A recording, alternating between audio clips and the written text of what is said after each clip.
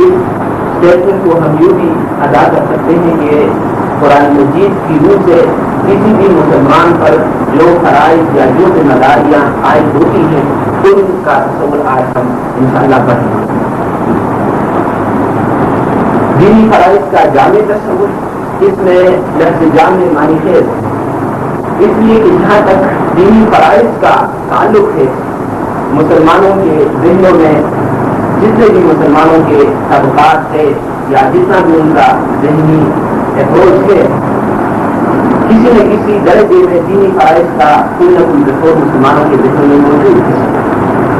لیکن وہ جامع تصور اور وہ وسیع اور مزید تصور جو پھر واقعی قرآن مجید پیش کر رہا ہے، وہ آج ہم میں سے بہت سے کم لوگوں کے ہاں موجود ہے۔ آج انشاءاللہ اسی بورڈ پر ہم دینی فرائض کے اس جامع تصور پر گفتگو کریں گے۔ اس جامع تصور کو ایگزیمپلیفائی کیا گیا ہے ایک 3 منزلہ عمارت جو کہ ایک مضبوط بنیاد پر بیس، تو کل یہاں یہ 4 باتیں ہو گئی۔ ایک ہے کہ ایک مضبوط بنیاد، پہلی چھت، دوسری چھت اور تیسری چھت، یہ 4 کام ہو گئے یا 4 باتیں ہو گئی۔ اسی طرح قرآن مجید کسی بھی انسان یا مسلمان کے سامنے جو فرائض کا تصور رکھتا ہے وہ بھی 4 بھی کی عدد پر مشتمل ہے کہ یہ 4 کام جس نے کیے وہ اللہ کے ہاں نجات یافتہ ہے۔ قرآن مجید کو آپ الحمدللہ سے لے کر والناس تک اس کا مطالعہ کیجیے تو آپ کو معلوم ہوگا کہ پورا قرآن مجید جو ٹیکسٹ ہے اس کا یہ انہی 4 باتوں کے بارے میں ہی وہ بحث کرتا ہے۔ ان میں سے ایک ایک بات، ایک ایک ذمہ داری اور ایک ایک فرض کے بارے میں یہ تفاصیل میں بھی جاتا ہے، کہیں اجمال ہے کہیں تفصیل ہے، مگر بنیادی طور پر جو آتا ہے وہ یہی 4 باتیں ہیں کہ اگر یہ کام جس نے کیے وہ اللہ کے حضور میں وہ نجات یافتہ ہے اور کامیاب ہے اور بامراد ہے۔ اب کسی بھی کام کے لیے جو بھی کام کسی کام کا سنجھانا کرتے ہیں اس کے لیے 2 چیزوں کا ہونا ضروری ہے۔ ایک یہ کہ انسان اس کام کے لیے ایک زبردست داعیہ رکھتا ہے، ارادہ مسمم ارادہ ہو، اور نمبر 2 یہ کہ جو کام انسان کرنے چلا ہے اس کا ایک صحیح اور ہمگیر تصور انسان کے سامنے موجود ہے۔ میں ایک آسان سی مثال سے اپنی بات کو واضح کروں گا۔ مثال کے طور پر ایک استاد نے اپنے ایک طالب علم کو 10 سوالات حل کرنے کے لیے دیے۔ یہ طالب علم جو کہ اپنے کام میں ایسا مخلص تھا، جب یہ گھر گیا ہے تو وہاں پر انہوں نے 7 سوال انتہائی محنت اور مشقت سے حل کیے۔ صبح جب یہ آیا ہے تو استاد نے انہیں سزا دی، باوجود اس کے کہ یہ طالب علم اپنے اس کام کے ساتھ مخلص تھا، وہ محنت اور مشقت کر کے آیا تھا، مگر اس محنت اور مشقت سے بالاتر ایک دوسری چیز جو موجود ہونی چاہیے وہ یہ تھی کہ استاد نے جو تصور دیا تھا یا جو سوالات حل کرنے کو دیے تھے وہ تو 10 تھے اور طالب علم 7 سوالات حل کر کے آئے، تو باوجود اپنے اخلاص کے، باوجود اپنی محنت اور مشقت کے وہ کام جو ہے وہ فائدہ تک نہ پہنچ سکا، کیونکہ تصور جو ہے وہ 10 کی بجائے 7 ہو گیا۔ یہی تصویر ہے جو آج آپ دیکھ رہے ہیں کہ مسلمانوں کے اندر بہت سے مخلص، بہت سے بے غرض لوگ آج موجود ہیں جو کہ اللہ تعالیٰ کے لیے، رسول صلی اللہ علیہ وسلم کے لیے اور اسلام کے لیے جو کہ اپنا تن من دھن کی بازی لگانے کو تیار ہے،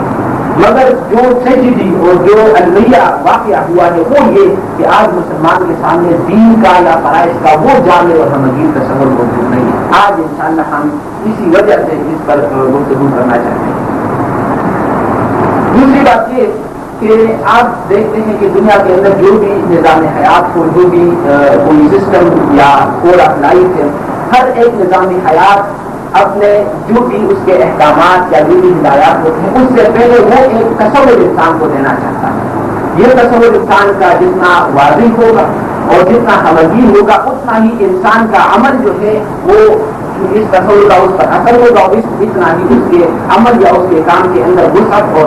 ہمگیری ہوگی۔ اس کو بھی میں ایک مثال سے واضح کر دوں کہ ایک طالب علم ہے، اس کو اس کے والدین داخلہ دلوانا چاہتے ہیں۔ داخلہ دلوانے سے پہلے والدین ان کے ذہن میں بات بتاتے ہیں کہ یہ جو ہم آپ کو اب اسکول بھیجیں گے، اس اسکول میں اگر آپ پڑھتے رہیں اور آپ آخر تک پھول گئے تو آپ سے دنیا میں ایک بڑا آدمی بن جائے گا، آپ کو یہ سہولتیں فراہم ہوگی، یہ اب یہ تصورات طالب علم کے ذہن میں جتنے زیادہ واضح ہوں گے اتنا ہی وہ زندگی اور اتنا ہی وہ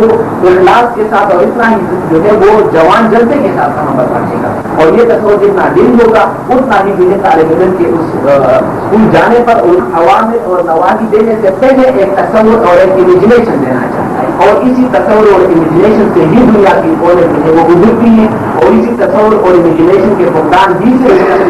وہ گرتی ہیں. چنانچہ ایک واضح سی مثال ہے جرمنی کی جو وہاں پر نیٹشے نے تصور دیا قوم کے سامنے کہ ایک ایسی قوم ہے جن کے اندر کوئی بلبل تازہ موجود نہیں تھا. نیٹشے نے آ کر اس کے سامنے یہ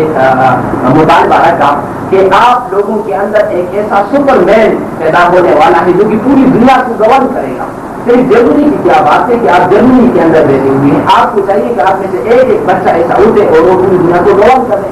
یہ تخیل اور یہ امیجنیشن جب اس نے دیا ہر ایک بچے کے اندر یہ تمنا اور یہ احساس پیدا ہو گیا کہ کیوں نہ میں اسے پرفیکٹ کروں. نیٹشے کا یہی تصور تھا جس سے آ کر پھر بعد میں جس نے بسمارک کو جنم دیا, جس سے پھر آ کر ہٹلر بنا اور جس نے آ کر پھر جرمنی کو جو ہے ناقابل شکل قوت کو بنا دیا. یہی بات جو اقبال نے کہی تھی کہ قوموں کی حیات ان کے تخیل سے ہے موجود, یہ ذوق سکھاتا ہے ادب مرد چمن کو, مجذوب فرنگی ہے بانداز فرنگی مہدی کے تخیل سے کیا زندہ وطن کو. کہ اس شخص نے نیٹشے نے وہ مہدی والا تخیل کیا کہ آپ کے اندر وہ سپر مین پیدا ہوگا, آپ میں سے ہر شخص کو. یہی حال اسلام کا بھی ہے کہ وہ جو امیجنیشن جو تصور دیتا ہے اس کے اندر اگر سمجھگیری ہے وہ سب ہے, انسان نے اگر اس کو صحیح طریقے سے ایبزارب کر لیا ہے تو پھر وہ جو احکام اور ہدایات کی جو فہرست اسلام دیتا ہے اس کے لیے یہ انسان جو ہے وہ آسانی سے آمادہ ہو. یہ تخیل جو اسلام دیتا ہے یہ ہے احساس فرض, یا یہ تخیل یہ ہے کہ اسلام سب سے پہلے یہ بات انسان کے ذہن میں بٹھاتا ہے کہ آپ دنیا کے اندر جو رہ رہے ہیں تو آپ آزاد اور مختار نہیں ہیں بلکہ پابند اور مسئول اور مجبور اور مجبور ہیں. آپ کے اوپر کچھ ذمہ داریاں ہیں, کچھ بوجھ ہے آپ کے اوپر. آپ نے اگر اپنے آپ کو سمجھا ہوا ہے کہ میں خود مختار اور عالم ہوں تو آپ نے غلط سمجھا. یہ جو ذمہ داری کا احساس ہے اسی کا نام قرآن مجید کی اصطلاح میں ایمان ہے.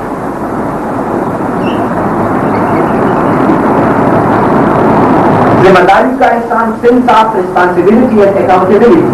اب یہ جو ذمہ داری کا احساس ہے اس کے دو رخ ہیں.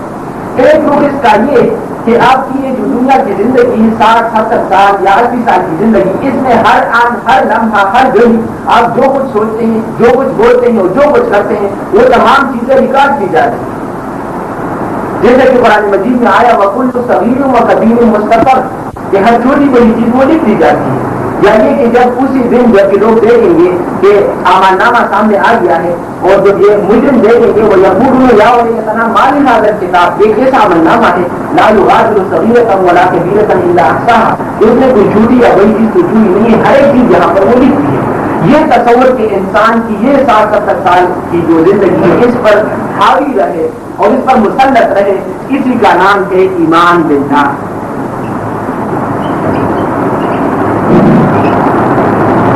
دوسرا رخ اس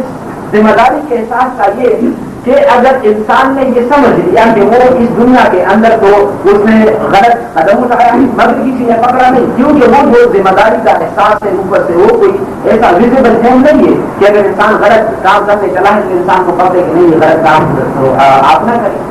تو یہ کہ انسان بتاؤ کا محسوس کرتا ہے کہ میں تو یہاں پر بہت کچھ کرتا ہوں مگر وہ جو ذمہ داری ہے جو مجھے کہا جا رہا ہے کہ ایک ایسی اتھارٹی ہے وہ آپ کو دیکھ رہی ہے تو کہتے میں تو محسوس نہیں کر رہا. تو کہتے ہیں کہ انسان کا غلطی سے اگر یہ احساس ہے کہ مجھے تو کسی نے پکڑا نہیں یا یہ تو میں تو گویا دنیا کی زندگی میں آزاد اور مختار ہوں, تو اس کے سامنے ذمہ داری کا ایک دوسرا رخ بھی رکھا جاتا ہے کہ یہ جو زندگی ہے اس کے اختتام کے بعد ایک دوسری عدالت قائم ہوگی, وہاں پر تو آپ بچ نہیں سکتے. اسی کا نام ہے ایمان بالآخرہ.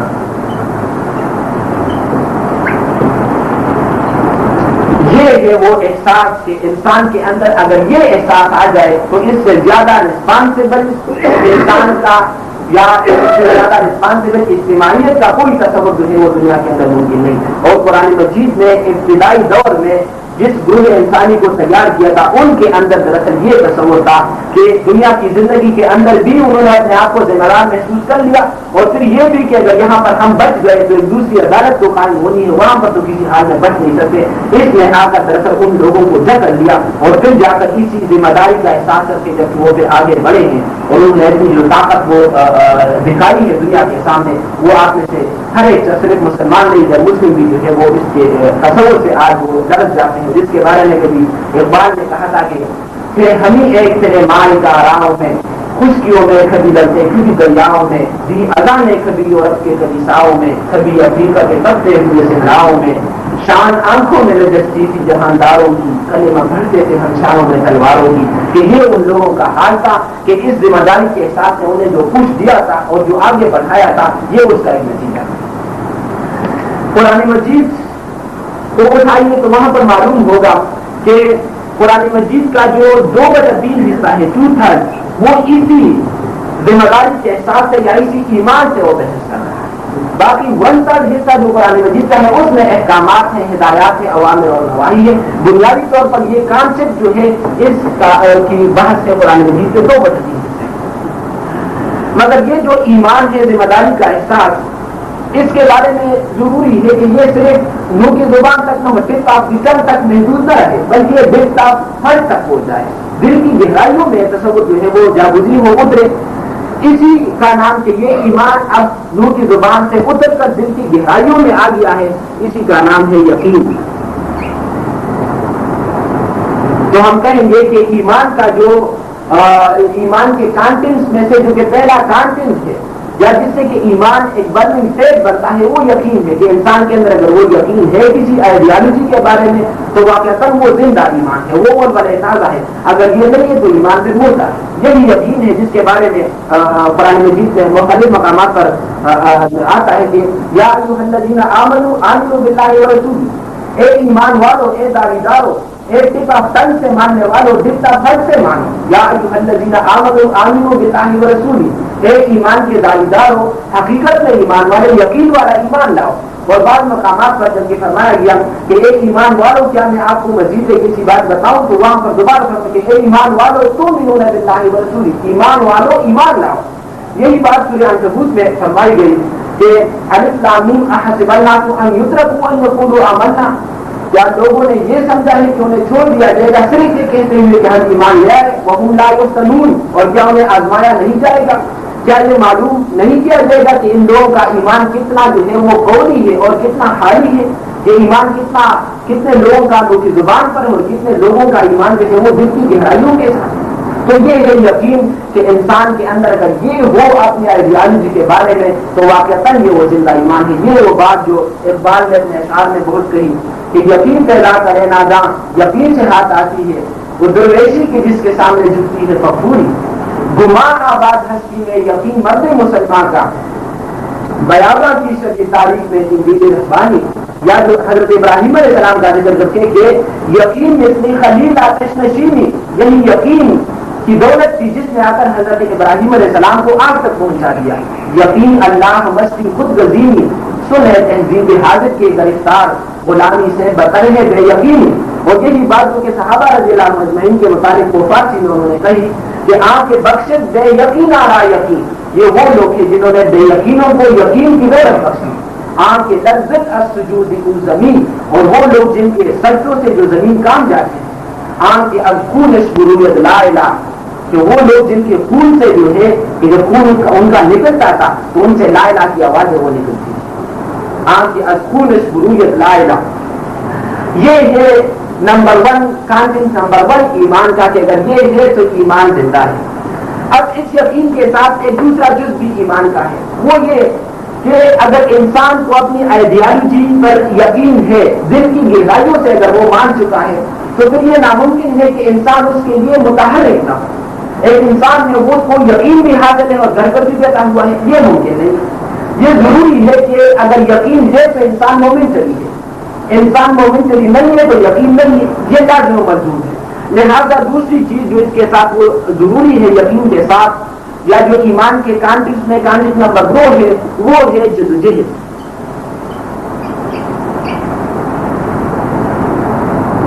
یقین جمع جدوجہد، کنوکشن پلس اسٹرگل، یہ دونوں چیزیں جب ملتی ہے تو اس سے وہ شعوری اور وہ بند ایک ایمان بنتا ہے. چنانچہ قرآن مجید کے مختلف مقامات پر یہ چیزیں بالکل ایمان کے ضمن میں ساتھ ساتھ آئی ہیں. جیسا کہ سورۃ توبہ نے فرمایا یا ایھا الذین آمنوا، اے ایمان کے دعویداروں، اے ایمان والوں، اذا قیل لکم انفروا فی سبیل اللہ، جب آپ سے کہا جاتا ہے کہ اب تم مومنٹری ہو جاؤ، اس طاقتم الی الارض، تو تم زمین کے ساتھ چمک جاتے ہو، ارضیتم بالحیات الدنیا من الآخرہ، کیا تم دنیا کی زندگی آپ کو پسند آئی ہے آخرت کے مقابلے میں؟ فما متاع الحیات الدنیا فی الآخرۃ الا قلیل، یہ جان رکھو، آگاہ ہو جاؤ کہ دنیا کی زندگی تو آخرت کے مقابلے میں کسی حیثیت کی حامل نہیں. اور پھر آگے فرمایا الا تنفروا، اگر یہ جدوجہد ساتھ نہیں ہے اس ایمان کے ساتھ، یعذبکم عذابا الیما، تو اللہ تعالیٰ آپ کو دردناک عذاب دے گا. اور پھر آگے فرمایا کہ آپ کی جگہ دوسری قوم کو دیتے ہیں. تو یہ ہے کہ ایمان کے ساتھ یہ جو اقرار ہے، اقرار کے ساتھ اگر جدوجہد سمائی گئی سورہ حجرات میں کہ انما المؤمنون الذین آمنوا باللہ ورسولہ، کہ بلا شبہ مومن تو وہ ہے جو اللہ اور اس کے رسول پر ایمان لے آئے، ثم لم یرتابوا، پھر وہ شک میں نہیں پڑے، یعنی وہ یقین والا ایمان وہ لے آئے، وہ جاہدوا باموالہم وانفسہم، اور پھر انہوں نے اپنے مال اور اپنی جان سے وہ جہاد کیا، اولئک هم الصادقون، یہی لوگ ہیں جو کہ صادق الایمان ہے. واقعتاً ان کا ایمان جو ہے وہ ایمان ہے جن کے اندر وہ تمام چیزیں شامل ہیں جو کہ مطلوب ہیں. یہی بات آگے فرمائی گئی سورۃ صف میں کہ یا ایھا الذین آمنوا هل ادلکم علی تجارہ، اے ایمان آپ دردناک عذاب سے نہیں بچ سکتے جب تک اس کے ساتھ کچھ چیزیں اور بھی شامل نہ ہوں. تو نیچے فرمایا تؤمنون باللہ ورسولہ، اللہ اور اس کے رسول پر پختہ اور یقین اور کنوکشن اور ڈیڈیکیشن والا ایمان لاؤ، وتجاہدون فی سبیل اللہ باموالکم وانفسکم، اور یہ کہ جہاد کرو، جدوجہد کرو، کوشش کرو، مومنٹری بن جاؤ اپنی جانوں سے، اپنی مالوں سے. ذالکم خیر لکم ان کنتم تعلمون، یہی تمہارے لیے بہتر ہے اگر تم جانو. تو یہ ہے ایمان کے وہ اصل کانٹینٹس کے اگر یقین اور جدوجہد اگر یہ شامل ہے تو وہ ایمان ہے جو کہ برننگ فیتھ ہے، جو کہ تازہ ایمان ہے. یہ چیزیں اگر نہیں ہے تو پھر ایمان پر وہ مدتی تاریخ ہے. اب یہاں تک جو کچھ کہ ہم پڑھ چکے ہیں اس کے بارے میں یہ بات تو سامنے آ گئی کہ ایمان ایک احساس ذمہ داری ہے، اور یہ احساس ذمہ داری جتنا زیادہ واضح ہوگا اتنا ہی انسان کو اسلام کے باقی ہدایات اور احکامات پر عمل کرنا وہ آسان ہوگا. مگر اب سوال یہ ہے کہ اس ایمان کو ہم حاصل کہاں سے کریں، ہاؤ ٹو اچیو اٹ، کہاں وہ کون سے سورسز ہیں جہاں سے کہ ہم یہ ایمان حاصل کریں. یہ جب ہم قرآن مجید پر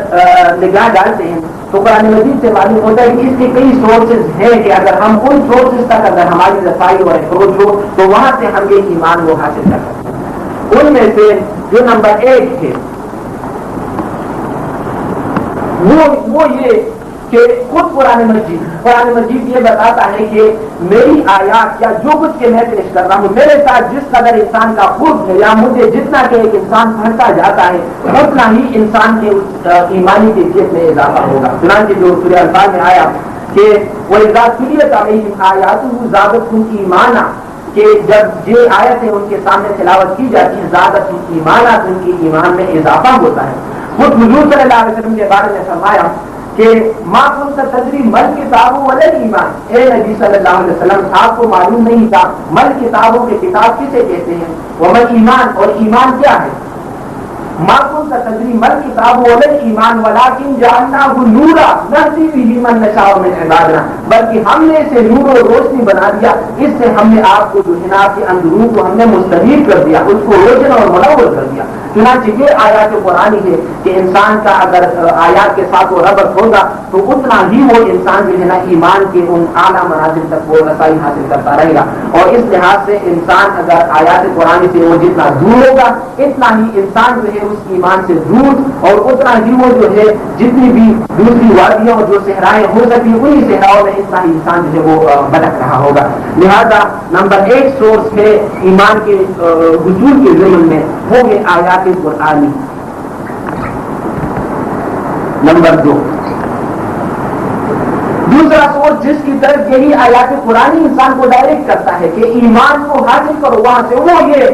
کہ انسان اگر خود اپنے وجود پر اگر نگاہ ڈالے، اگر وہ دیکھے تو خود یہاں بھی اس کو جو ہے وہ ایمان یا وہ معرفت رب وہ مل سکتا ہے. ایمان تو معرفت رب بھی کا نام ہے.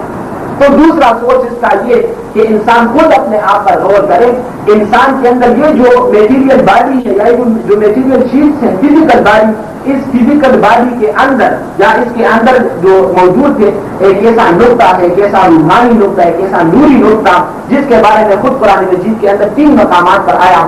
ایک سورۃ ہجر میں, پھر سورۃ سجدہ میں, پھر سورۃ صاد میں, کہ یہ ہم نے اللہ تعالیٰ کا فرمانا ہے کہ ہم نے اپنی روح میں سے ڈھونڈ دیا ہے. یہ جو جسد حیوانی ہے انسان کا, جس طرح عام یہ حیوانات ہوتے ہیں, یہ بھی ایک جسد ہے, ایک حیوانی جسد ہے, لیکن اس کو ہم نے ممیز کر دیا ہے دوسرے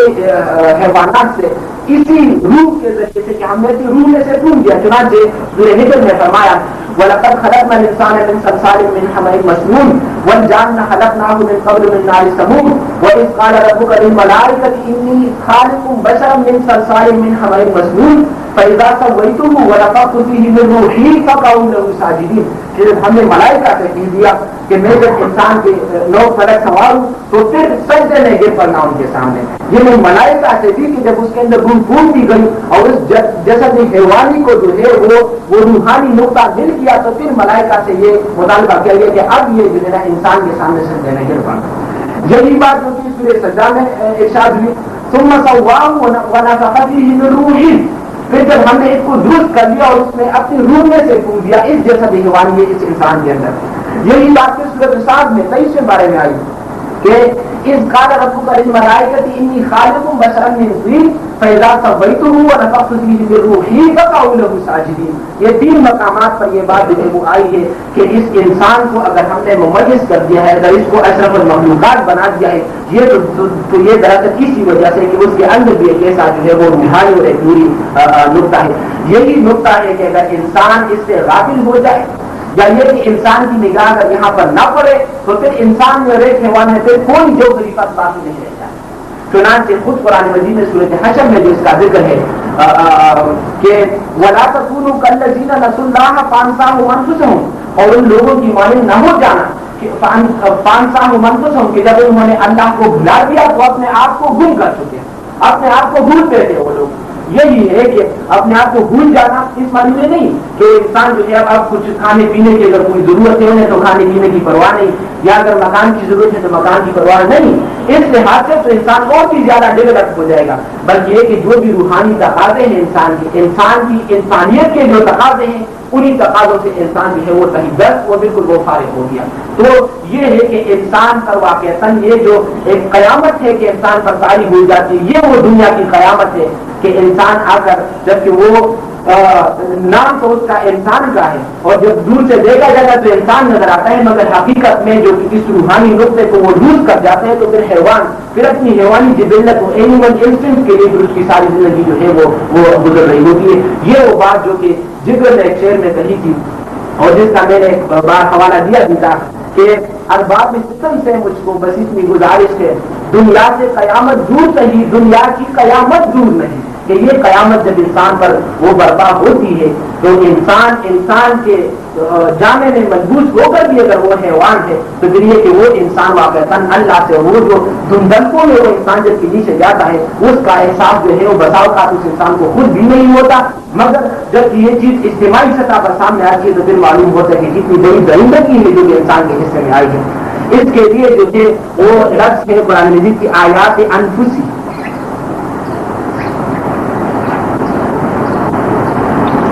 یہی چیز ہے جو کہ واقعتاً اور بالفعل دور جدید کا بدقسمت اور فی وقت انسان اس سے فارغ ہے. یہ آیات انفسی کہ آج کا انسان وہ اپنے علم اور ٹیکنالوجی کے بیس پر اور اس کی بنیاد پر کتنا آگے گیا ہے, مگر افسوس کہ اس کی نگاہ آج تک انسان کے اس حصے پر نہیں پڑی. اس نے اگر انسان کا مطالعہ کیا تو صرف ایک ڈیولپ اینیمل کی حیثیت سے کیا. جتنا بھی ہمارا سرمایہ علم آج تک وہ مدون ہو چکا ہے اس میں کہیں انسان کے اس روح کا کوئی مطالعہ موجود نہیں ہے کہ انسان کے اندر یہ بھی ایسی کوئی چیز ہے جس سے کہ وہ ممیز ہے, وہ جو ہے وہ اشرف المخلوقات ہے. یہی وہ نقطہ ہے جس کے بارے میں بات کہتا ہے کہ ہے ذوق کی تجلی بھی کسی خاک میں پنہاں, غافل تو میرا صاحب ادراک نہیں.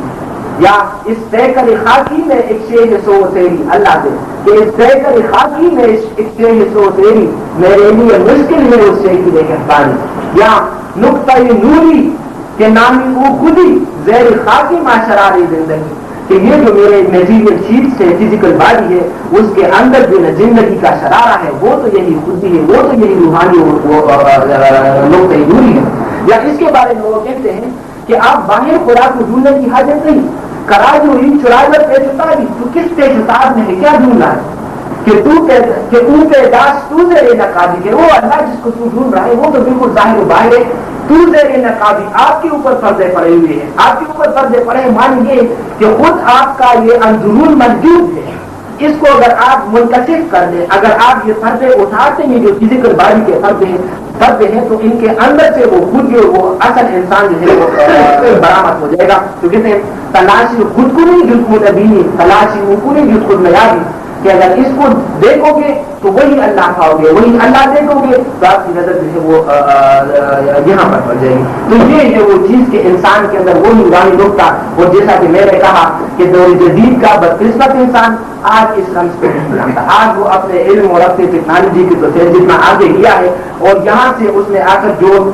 ریورسل بیک کا فینامینل یہاں پر ہوا ہے وہ واقعہ انتہائی حد تک افسوسناک ہے. اقبال نے جنہوں نے مشرق اور مغرب کے علوم کا بڑی گہرائی سے مطالعہ کیا تھا اور مختلف مذاہب اور مختلف مجالس میں رہ کر جبکہ انہوں نے عملاً یہ مناظر دیکھے تھے، وہ جو اپنے کلام میں اس کا ذکر کرتا ہے، وہ یورپ سے آتا ہے، وہ کہتا ہے کہ بیا اقبال جامع از خمستانی خودی درکش، کہ اقبال اس خودی اور اس روحانی جو خمستان ہے یہاں سے جان دے رہے میں خانہ مغرب سے خود بیگانہ نہیں آئی، تو مغرب سے کیسے حال میں واپس آئے ہے کہ اپنے آپ کو بھول دیتا ہے. اور وہاں پر جب وہ ذکر کرتا ہے کہ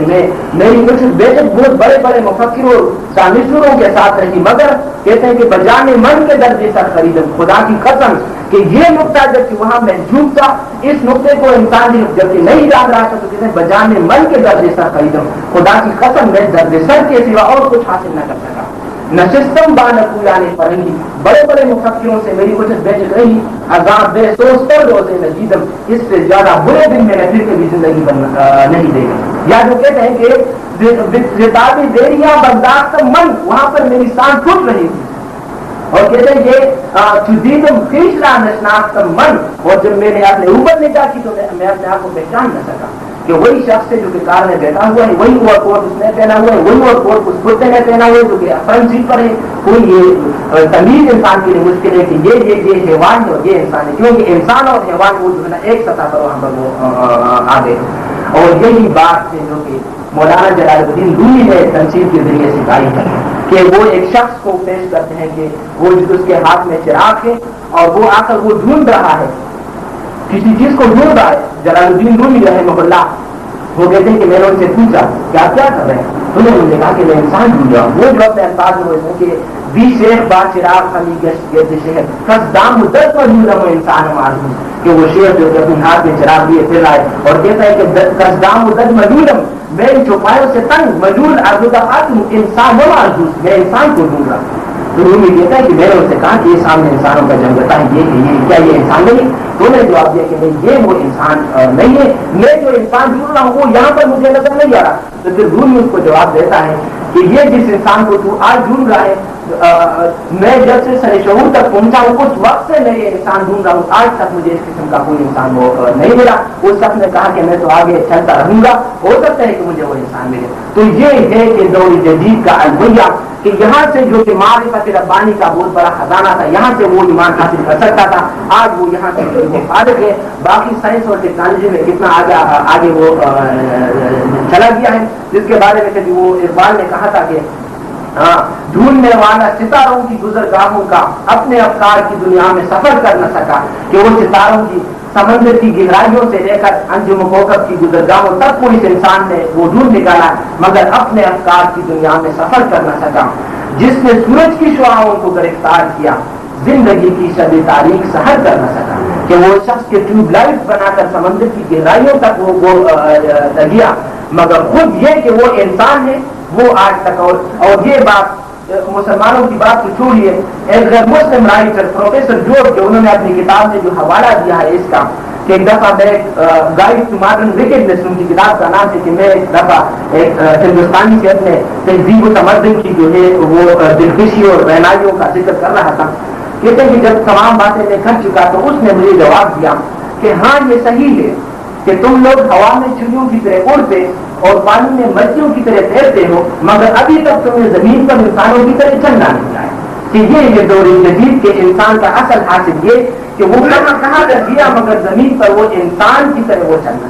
تو یہ ہے وہ دوسرا عمدہ آیات انفسی کہ اس پر اگر انسان کی نگاہ وہ پڑے تو واقعتاً وہ معرفت ربانی کا ایک بہت بڑا خزانہ ہے۔ اب آ جائیے تیسرے سوچ کی جانب، حصول ایمان کے ضمن میں تیسرا سوچ ہے وہ یہ کہ انسان اب اپنے انفس کی دنیا سے اندر سے اب وہ باہر نکل آئے تو وہ دیکھے تو وہاں پر ہزاروں اور لاکھوں نشانیاں موجود ہیں۔ یہ جو پوری کائنات سے پوری کائنات کے اندر جو یہ کچھ جلوے ہیں، کچھ نشانیاں ہیں، کچھ دلائل ہیں جو کہ یہ ظاہر کر رہے ہیں کہ واقعتاً ایک اللہ ہے۔ اسی کا نام ہے آیات آفاقی۔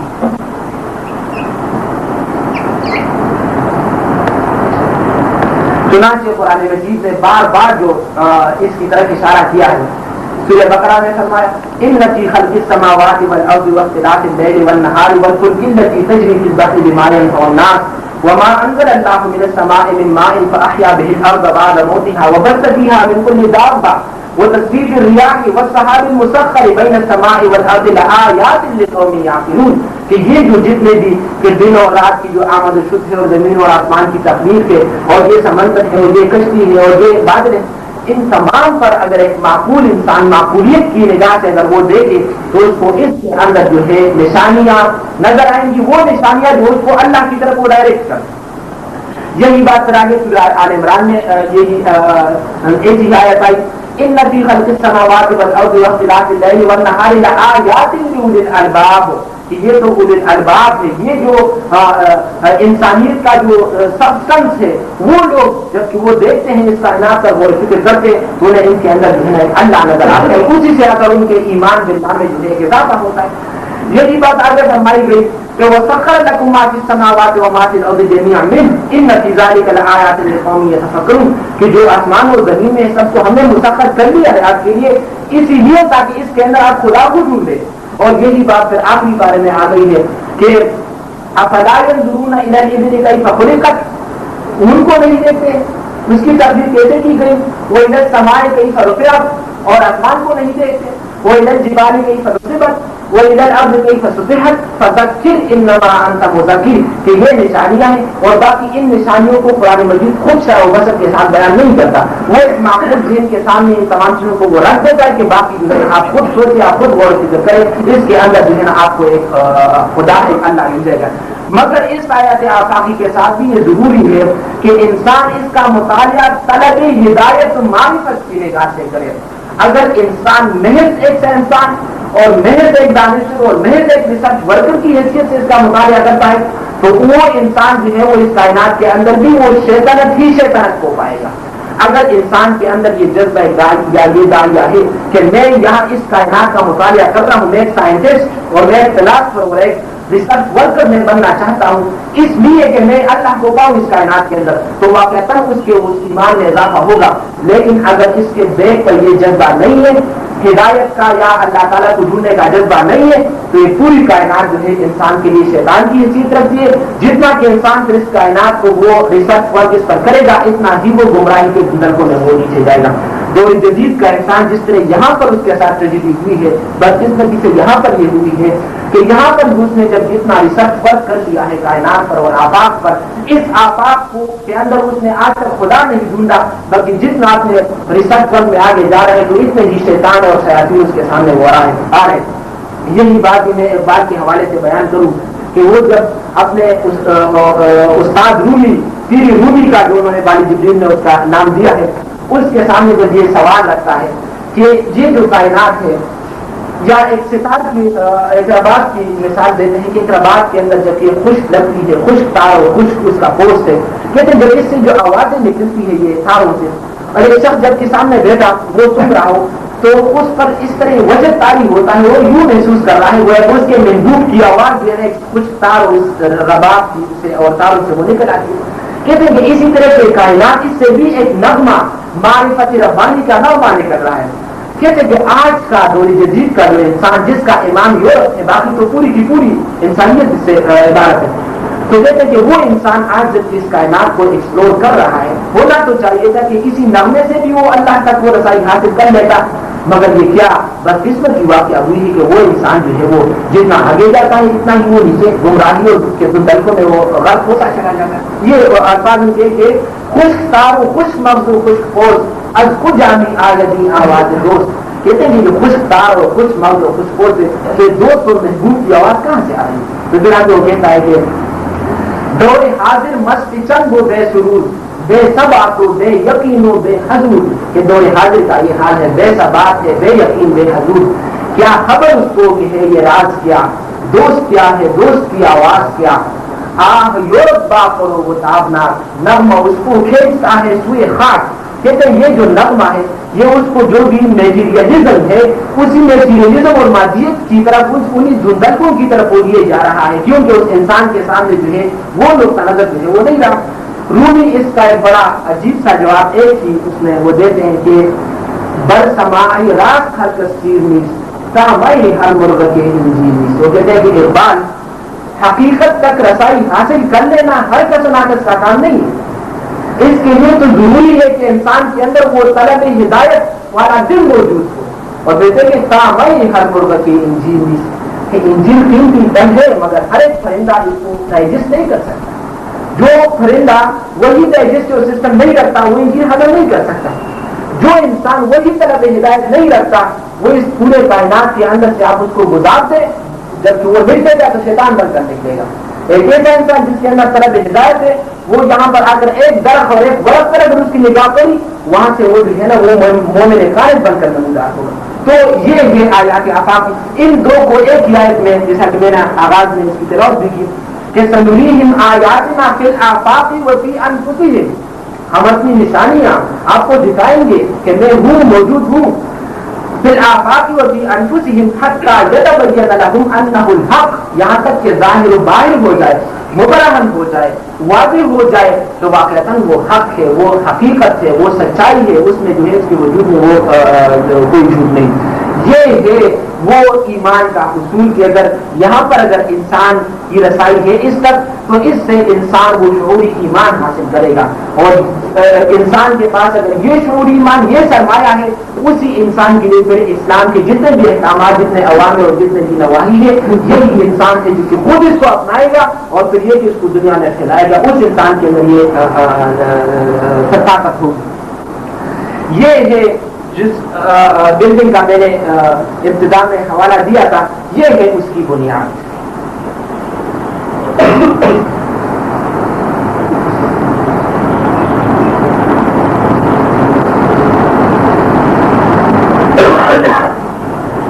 اب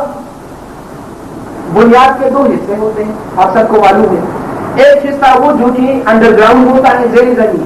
تعبیر ہو اس کو تو معلوم ہوتا ہے، اور جو لوگ وہ دیکھ رہے ہیں ہر ایک انسان کو جو کہ اس مرحلے سے نہیں گزر رہا ہوتا اس کو اس کا جو ہے وہ احساس نہیں ہوتا، اس سے تو پھر انسان جو ہے باقی تمام چیزوں کو چھوڑ کر تمام چیزوں سے جو ہے نا وہ قدم اوپر اٹھا لیتا ہے۔ وہ جو انسان اردو میں کہا کہ یہ مال دولت دنیا یہ رشتہ و پیون بھوتان وہم و گما لا الہ الا اللہ، اسی میں ان تمام چیزوں کو ایک طرف تو تمام رشتے، دوسری طرف لا الہ الا اللہ محمد رسول اللہ، کہ بھوتان وہم و گما لا الہ الا اللہ، کیا ہے تو نے متاع الغرور کا سودا فریب سود و زیاں لا الہ الا اللہ، یہ دور اپنے براہیم کی تلاش میں ہے، صنم کا گہ جہاں لا الہ الا اللہ، کہتے ہیں کہ جہان یہ دنیا یہ تو بتانا ہے، واقعتاً انسان بیوی اور بچی اور مال اور دولت اور رشتہ داریاں اور قوم پرستی اور جو ہے وہ تو صنم قدہ ہے، یہ تو بت ہے مختلف قسم کے، کہتے ہیں کہ صنم قدہ ہے جہاں لا الہ الا اللہ یہ عائد ہوتی ہے وہ کوئی آسان ذمہ داریاں نہیں ہے۔ یہ اب جو پہلا فرض یا پہلی ذمہ داری قرآن مجید کی روح سے ہے وہ اب مکمل ہوگی کہ پہلا فرض انسان کا یہ ہے کہ وہ اپنے آپ کو پہلے جو ہے وہ ڈائریکٹ کرے، اپنے آپ کو دیکھے کہ میں اس یونیورس میں کہاں کھڑا ہوں، کیا میری کوئی ذمہ داری ہے بھی کہ نہیں، میری حیثیت کیا پرائمری ہے یا کہ سیکنڈری ہے، پرائمری حیثیت کسی اور کی ہے۔ اس کو جب انسان سمجھ لے اور اپنی روح کی گہرائیوں سے وہ سمجھ لے تو اس کے معنی دوسرا فرض جو کہ اس کا لاجیکل نتیجہ ہے اس ایمان کا وہ یہ کہ ایک انسان جس آئیڈیالوجی کو مان رہا ہے یا اس کے اندر اگر یہ تصور ہے کہ اللہ ہے، اللہ حقیقت ہے، سچائی ہے، تو پھر یہ لازمی ہے اور ضروری ہے کہ انسان کے اعضاء و جوارح پر اسی اللہ کا رنگ موجود ہو۔ اگر اعضاء و جوارح پر انسان کا وہ رنگ نہیں ہے تو اس کے معنی کہ انسان اندر سے مان نہیں رہا، یا اس قدر ضعیف ہے اس کا وہ ماننا کہ آخر اس کے اعضاء و جوارح پر اس کا کوئی رنگ نظر نہیں آ رہا۔ چنانچہ آپ دیکھتے ہیں کہ قرآن مجید میں جہاں جہاں وعد اللہ الذین آمنوا وعملوا الصالحات منکم مغفرۃ واجرا عظیما، کہ وہ لوگ ان کے ساتھ وعدہ ہے جو ایمان لائے اور جنہوں نے عمل ایمان کا موجود ہی نہیں۔ چنانچہ تبوک کے موقع پر جبکہ کچھ لوگوں نے یہ سستی دکھائی تھی اور وہاں پر انہوں نے کہا تھا حضور صلی اللہ علیہ وسلم سے یہ کہ ہم نہیں جا سکتے لڑائی میں کیونکہ ہمارے گھروں میں یہ ہے یا یہ رکھتے ہیں، وہ اس قسم کی اجازت آپ سے طلب نہیں کرتے کہ ہم نہیں جا سکتے۔ اور پھر آگے فرمایا کہ انما یستأذنک الذین لا یؤمنون باللہ والیوم الآخر، جو لوگ آپ سے اس قسم کی اجازت طلب کرتے ہیں کہ ہم تو اب اس عملی کارروائی کے لیے تیار نہیں ہے، لا یؤمنون والے پر وہ رنگ نہیں ہے، تو اس کے معنی ہے کہ کسی عمل صالح اس کا نام زکات ہے، کہ اگر آپ اپنے مال اور دولت میں سے اتنا حصہ اگر آپ اللہ کے لیے دے تو اس سے یہ ہوگا کہ مال کی غیر فطری محبت جو ہے وہ آپ کے اندر وہ نہیں آئے گی، اور اس سے یہ کہ یہ جو بند ہے یا یہ جو بریک ہے یہ آپ کے اوپر وہ نہیں لگیں گے۔ چنانچہ جو بد کی صورتیں ہیں وہاں پر اگر آپ ان کا مطالعہ کریں تو آپ کو معلوم ہوگا کہ اس وقت میں جبکہ مسلمانوں پر بہت سی تکلیف اور تہذیب اور مصیبتوں کے دن تھے، وہاں پر جن لوگوں کے اندر جن کے پاس کوئی وہ مال و دولت یا ایسی کچھ جو بھی ان کی ضرورتیں تھی وہ موجود نہیں تھی، وہاں پر اسلام نے جو ہے نا اس جذبے کی جو وہاں پر تعریفیں کی کہ جس انسان کے اندر یہ ہے کہ اپنا مال وہ دے رہا ہے محتاجوں کو، بے قصوں کو، مسکینوں کو، یہ شخص ہے دراصل اس کو اس کا جو ارتقاب ہو رہا ہے ایمانی ارتقاب جو آخری پارے میں فرمایا کہ فلاح حمل عقبہ وما ادراک حمل عقبہ، آپ نے اس گاڑی کو عبور نہیں کیا، وہ گاڑی جو کہ واقعتاً یہاں پر ایک بند بنا ہوتا ہے کہ انسان اس کو عبور نہیں کر سکتا، اپنا پیسہ انسان کو اتنا پیارا ہوتا ہے کہ اس کے لیے انسان کی جو بھی روحانی ارتقاء کی منزلیں ہیں اس تک انسان نہیں پہنچ سکتا کیونکہ مال اور دولت کی محبت ہے۔ قرآن مجید نے یہ راستہ بتایا ہے کہ یہ جو روحانی ارتقاء کے سامنے یہ جو ابسٹرکشن ہے یہ ابسٹرکشن مال و دولت کی محبت ہے، اس کو پار کر کے جاؤ، اس سے قدم اوپر بڑھاؤ اور جاؤ تو وہاں پر آپ جائیں گے کہ انسان کے لیے جو روحانی بازی جو بہت بلند و بالا منازل ہے، لیکن فلک حمل عقبہ وما ادراک حمل عقبہ فک رقبہ اور اطعام یوم ذی مسغبہ، کہ جو مسکین کو، جو یتیم کو، جو شخص جو کہ خاک میں وہ رنگ مل رہا ہے اسی شخص کے ساتھ اس کی مددگیری کرنا۔ قرآن مجید نے بجا تحسین اور تعریف کی ہے اور آگے میں فرمایا کہ جس شخص کے اندر یہ چیز ہے پھر وہ شخص جو ہے وہ شامل ہو گیا مومنوں میں اور مسلمانوں میں، کہ جس شخص نے یہ کیا واقعتاً یہی شخص ہے جو کہ قابل ہے، اور اس کے اندر یہ جذبہ پھر ابھرتا ہے کہ ہاں میں اللہ تعالیٰ کی بات کروں، میں اللہ تعالیٰ کا بندہ بن جاؤں، کہ اگر انسان کے اندر اس قسم کی وہ روک ہے تو سیما میں وہ مسلمان بھی نہیں بن سکتا۔ تو اس کا مال کی غیر فطری محبت کا جو علاج ہے وہ زکات کے ذریعے ہے۔ اس غیر فطری محبت اس نے جو فلسفے کی شکل اختیار کی ہے اور جو جدید دور میں اس کا بڑا بول بالا ہے اس کا نام ہے کیپیٹلزم۔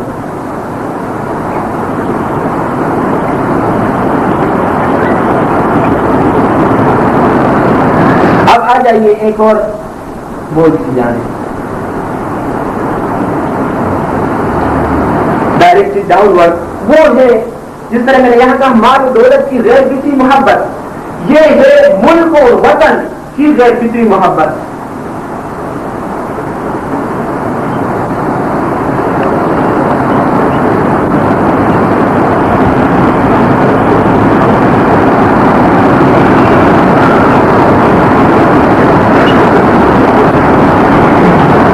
فطری محبت تو انسان کے اندر موجود رہنی چاہیے، لیکن یہ محبت اگر فطری نہیں ہے یا فطری حد سے یہ اگر متجاوز ہے، یہ حد اعتدال سے اگر یہ اوپر ہے کہ اب تو آ کر یہ ملک اور وطن کی محبت جو ہے وہ اللہ اور رسول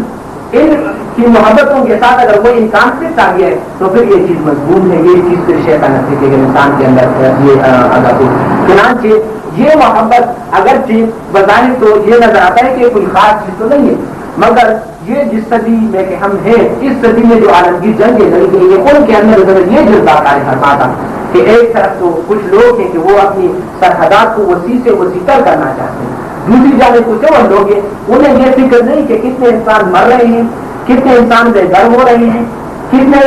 انسان جو ہے وہ تباہی کا منہ دیکھ رہے ہیں، اس سے کوئی غرض نہیں ہے، مگر صرف یہ جو بلکہ مائی اسٹرگل میں تو ہٹلر دیکھتا ہے کہ اگر پوری مجھے یہ سرحدات وسیع کرنے کے لیے اگر پوری دنیا میں آگ لگانے کی ضرورت پڑے تو میں تو اس کے لیے نہیں تیار ہوں، کہ یہ انسان جو ہے وہ پھر ایک درندہ اور ایک ذریعہ بن کر وہ رہ جاتا ہے۔ اسی کی وجہ سے یہ جو عالمگیر جنگیں لڑی گئی ہیں کہ ایک آ کر تو وہ اپنی سرحدات کو وسیع کرنا چاہتے ہیں، دوسرا اپنی سرحدات کو وسیع کرنا چاہتا ہے۔ یہ وہ فلسفہ، یہ وہ تصور ہے جس کے بارے میں اقبال نے تفصیل کے ساتھ کہا کہ اس دور میں میں اور حجام اور حجم اور ساکین بنا کی روش لطف ستم اور مسلم نے بھی تعمیر کیا اپنا حرم اور تجدید کے آزم میں ترشوائے صنم اور ان تازہ خداؤں میں بڑا سب سے وطن ہے جو پیرہن اس کا ہے وہ مذہب کا کفن ہے، یہ بدھ کی طرح شیدہ تہذیب نبی ہے، غارت گڑ کا شان دین نبوی ہے، بازو تیرا توحید کی قوت سے قوی ہے، اسلام تیرا دیر سے تو مستقبی ہے، نظارہ دیرینا یعنی وہ جو مسلمانوں نے وہ نظارہ پیش کیا تھا کہ تمام محبتوں کے اوپر سے گزر کر انہوں نے نبوت کے صداقت سے گواہی، گفتار سیاست میں وطن اور ہی کچھ ہے، ارشاد نبوت میں وطن اور ہی کچھ ہے۔ تو یہ وہ بات ہے کہ یہ چیز اگر اپنے ہاتھ سے متجاوز ہو تو پھر یہ کہ انسان اس کے پنجے سے اور انسان جو ہے نا وہ اس کے خود خود سے محفوظ نہیں رہ سکتا۔ نیچے سے جو ستون اسلام نے دیا ہے اس کا نام حج ہے، کہ اگر اس تصور کے ساتھ تو کہ آج تو ایک بار ضرورت پڑی ہے کہ میں اللہ کی حضور حاضر ہوں، 1000 بار اگر ضرورت پڑی تو میں اللہ کے لیے تیار ہوں، میں اپنا گھر بار اپنا سب کچھ چھوڑ کے وہ اللہ کی حضور حاضر ہو جاؤں۔ تو یہ وطن یہ کہ فلسفہ حج آ کر جو ہے اس نے ملک وطن کی غیر فطری محبت کو وہ کینسل کر دیا ہے۔ اس نے جو فلسفے کی شکل وہ اختیار کی ہے دور جدید میں، وہ اس سے تو آپ لوگ واقف ہوں گے، اس کا نام ہے نیشنلزم۔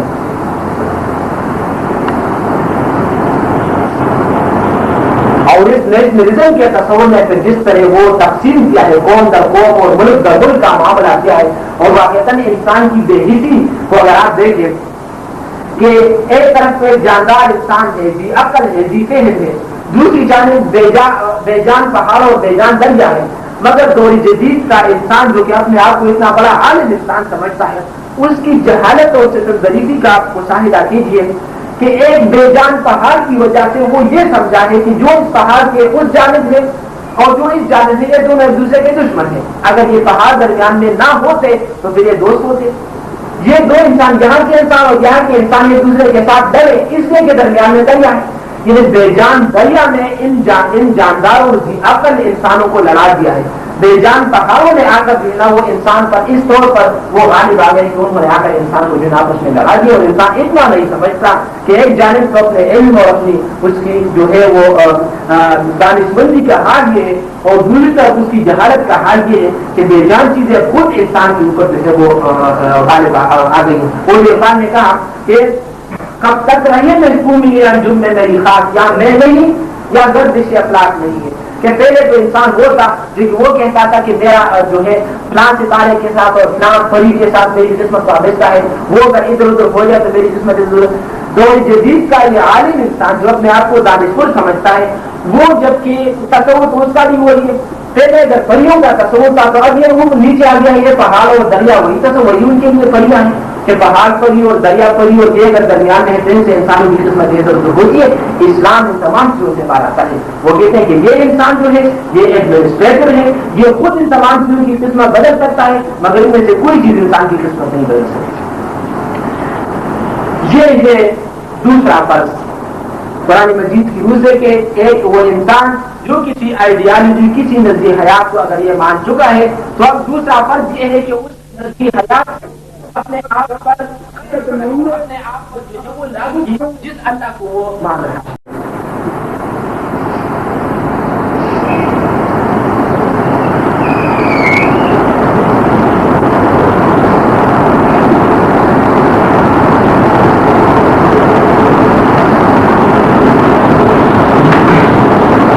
دوسرا فرض جو کہ اسی طرح ایک لاجیکل نتیجہ ہے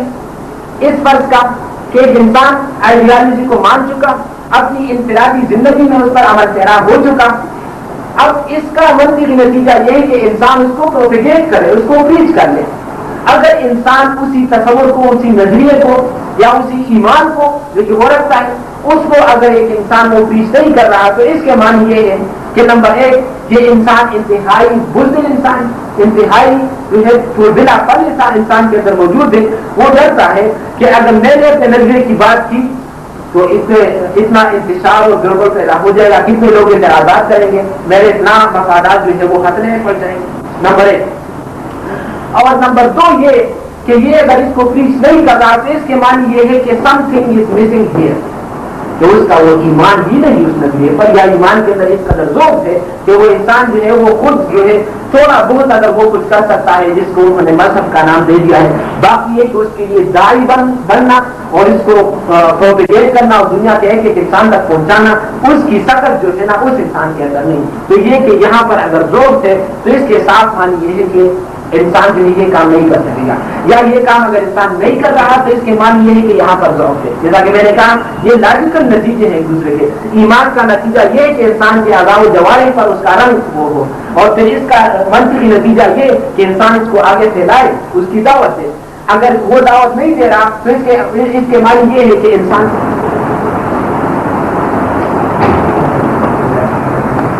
بسم اللہ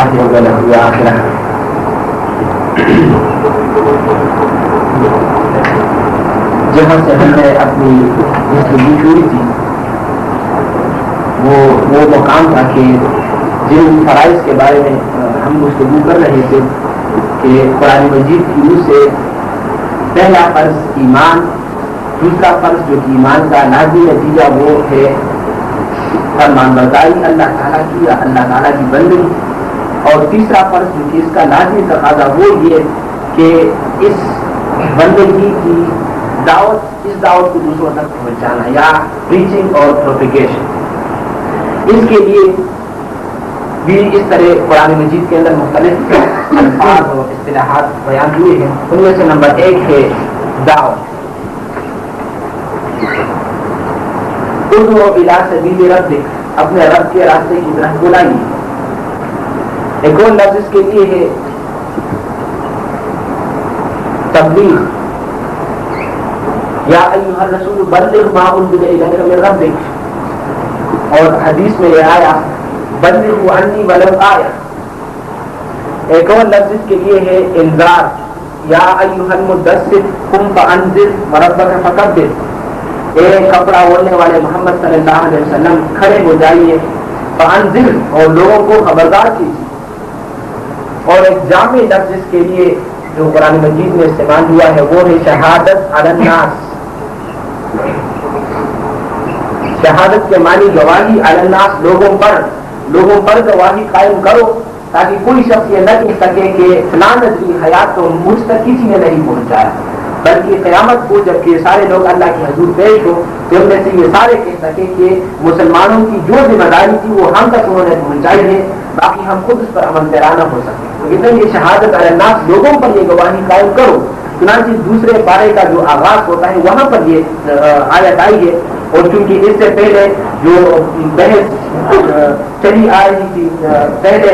پارے سے سورہ بقرہ میں، اس میں یہود کو چونکہ معذور کر دیا گیا، وہ اس کام کے اہل نہ رہے، لہذا ایک نئی امت کو، امت مسلم کے سپرد یہ کام کیا گیا کہ اب آپ کو دنیا کے سامنے جو ہے وہ اب پیش ہونا ہے اور اللہ کی اس دین کو پیش کرنا ہے۔ تو وہاں پر ہے کہ وَكَذَلِكَ جَعَلْنَاكُمْ أُمَّةً وَسَطًا لِتَكُونُوا شُهَدَاءَ عَلَى النَّاسِ، کہ دنیا بھر کے انسانوں کے لیے تم شہید اور شہداء بن کر رہو۔ اور بھی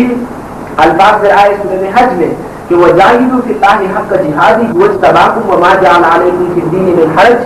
مِلَّةَ أَبِيكُمْ إِبْرَاهِيمَ هُوَ سَمَّاكُمُ الْمُسْلِمِينَ مِنْ قَبْلُ وَفِي هَذَا لِيَكُونَ الرَّسُولُ شَهِيدًا عَلَيْكُمْ وَتَكُونُوا شُهَدَاءَ عَلَى النَّاسِ، اور تم دوسرے انسانوں پر شہداء بنو تو یہ ہے وہ ذمہ داری کہ اپنے دین کو یا اپنے طرز حیات کو جو ہے وہ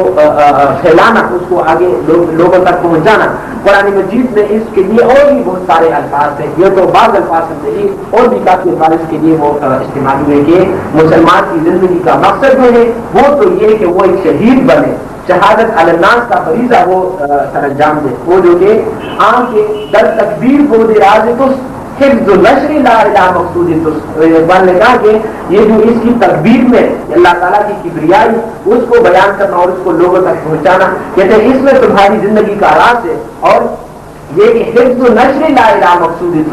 اور لا الہ کی حفظ اور اس کی حفاظت اور اس کی نشر اشاعت، یہ جو ہے آپ کا اصل وہ مقصود ہے۔ یہ ہے تیسرا فرض قرآن مجید کی سے۔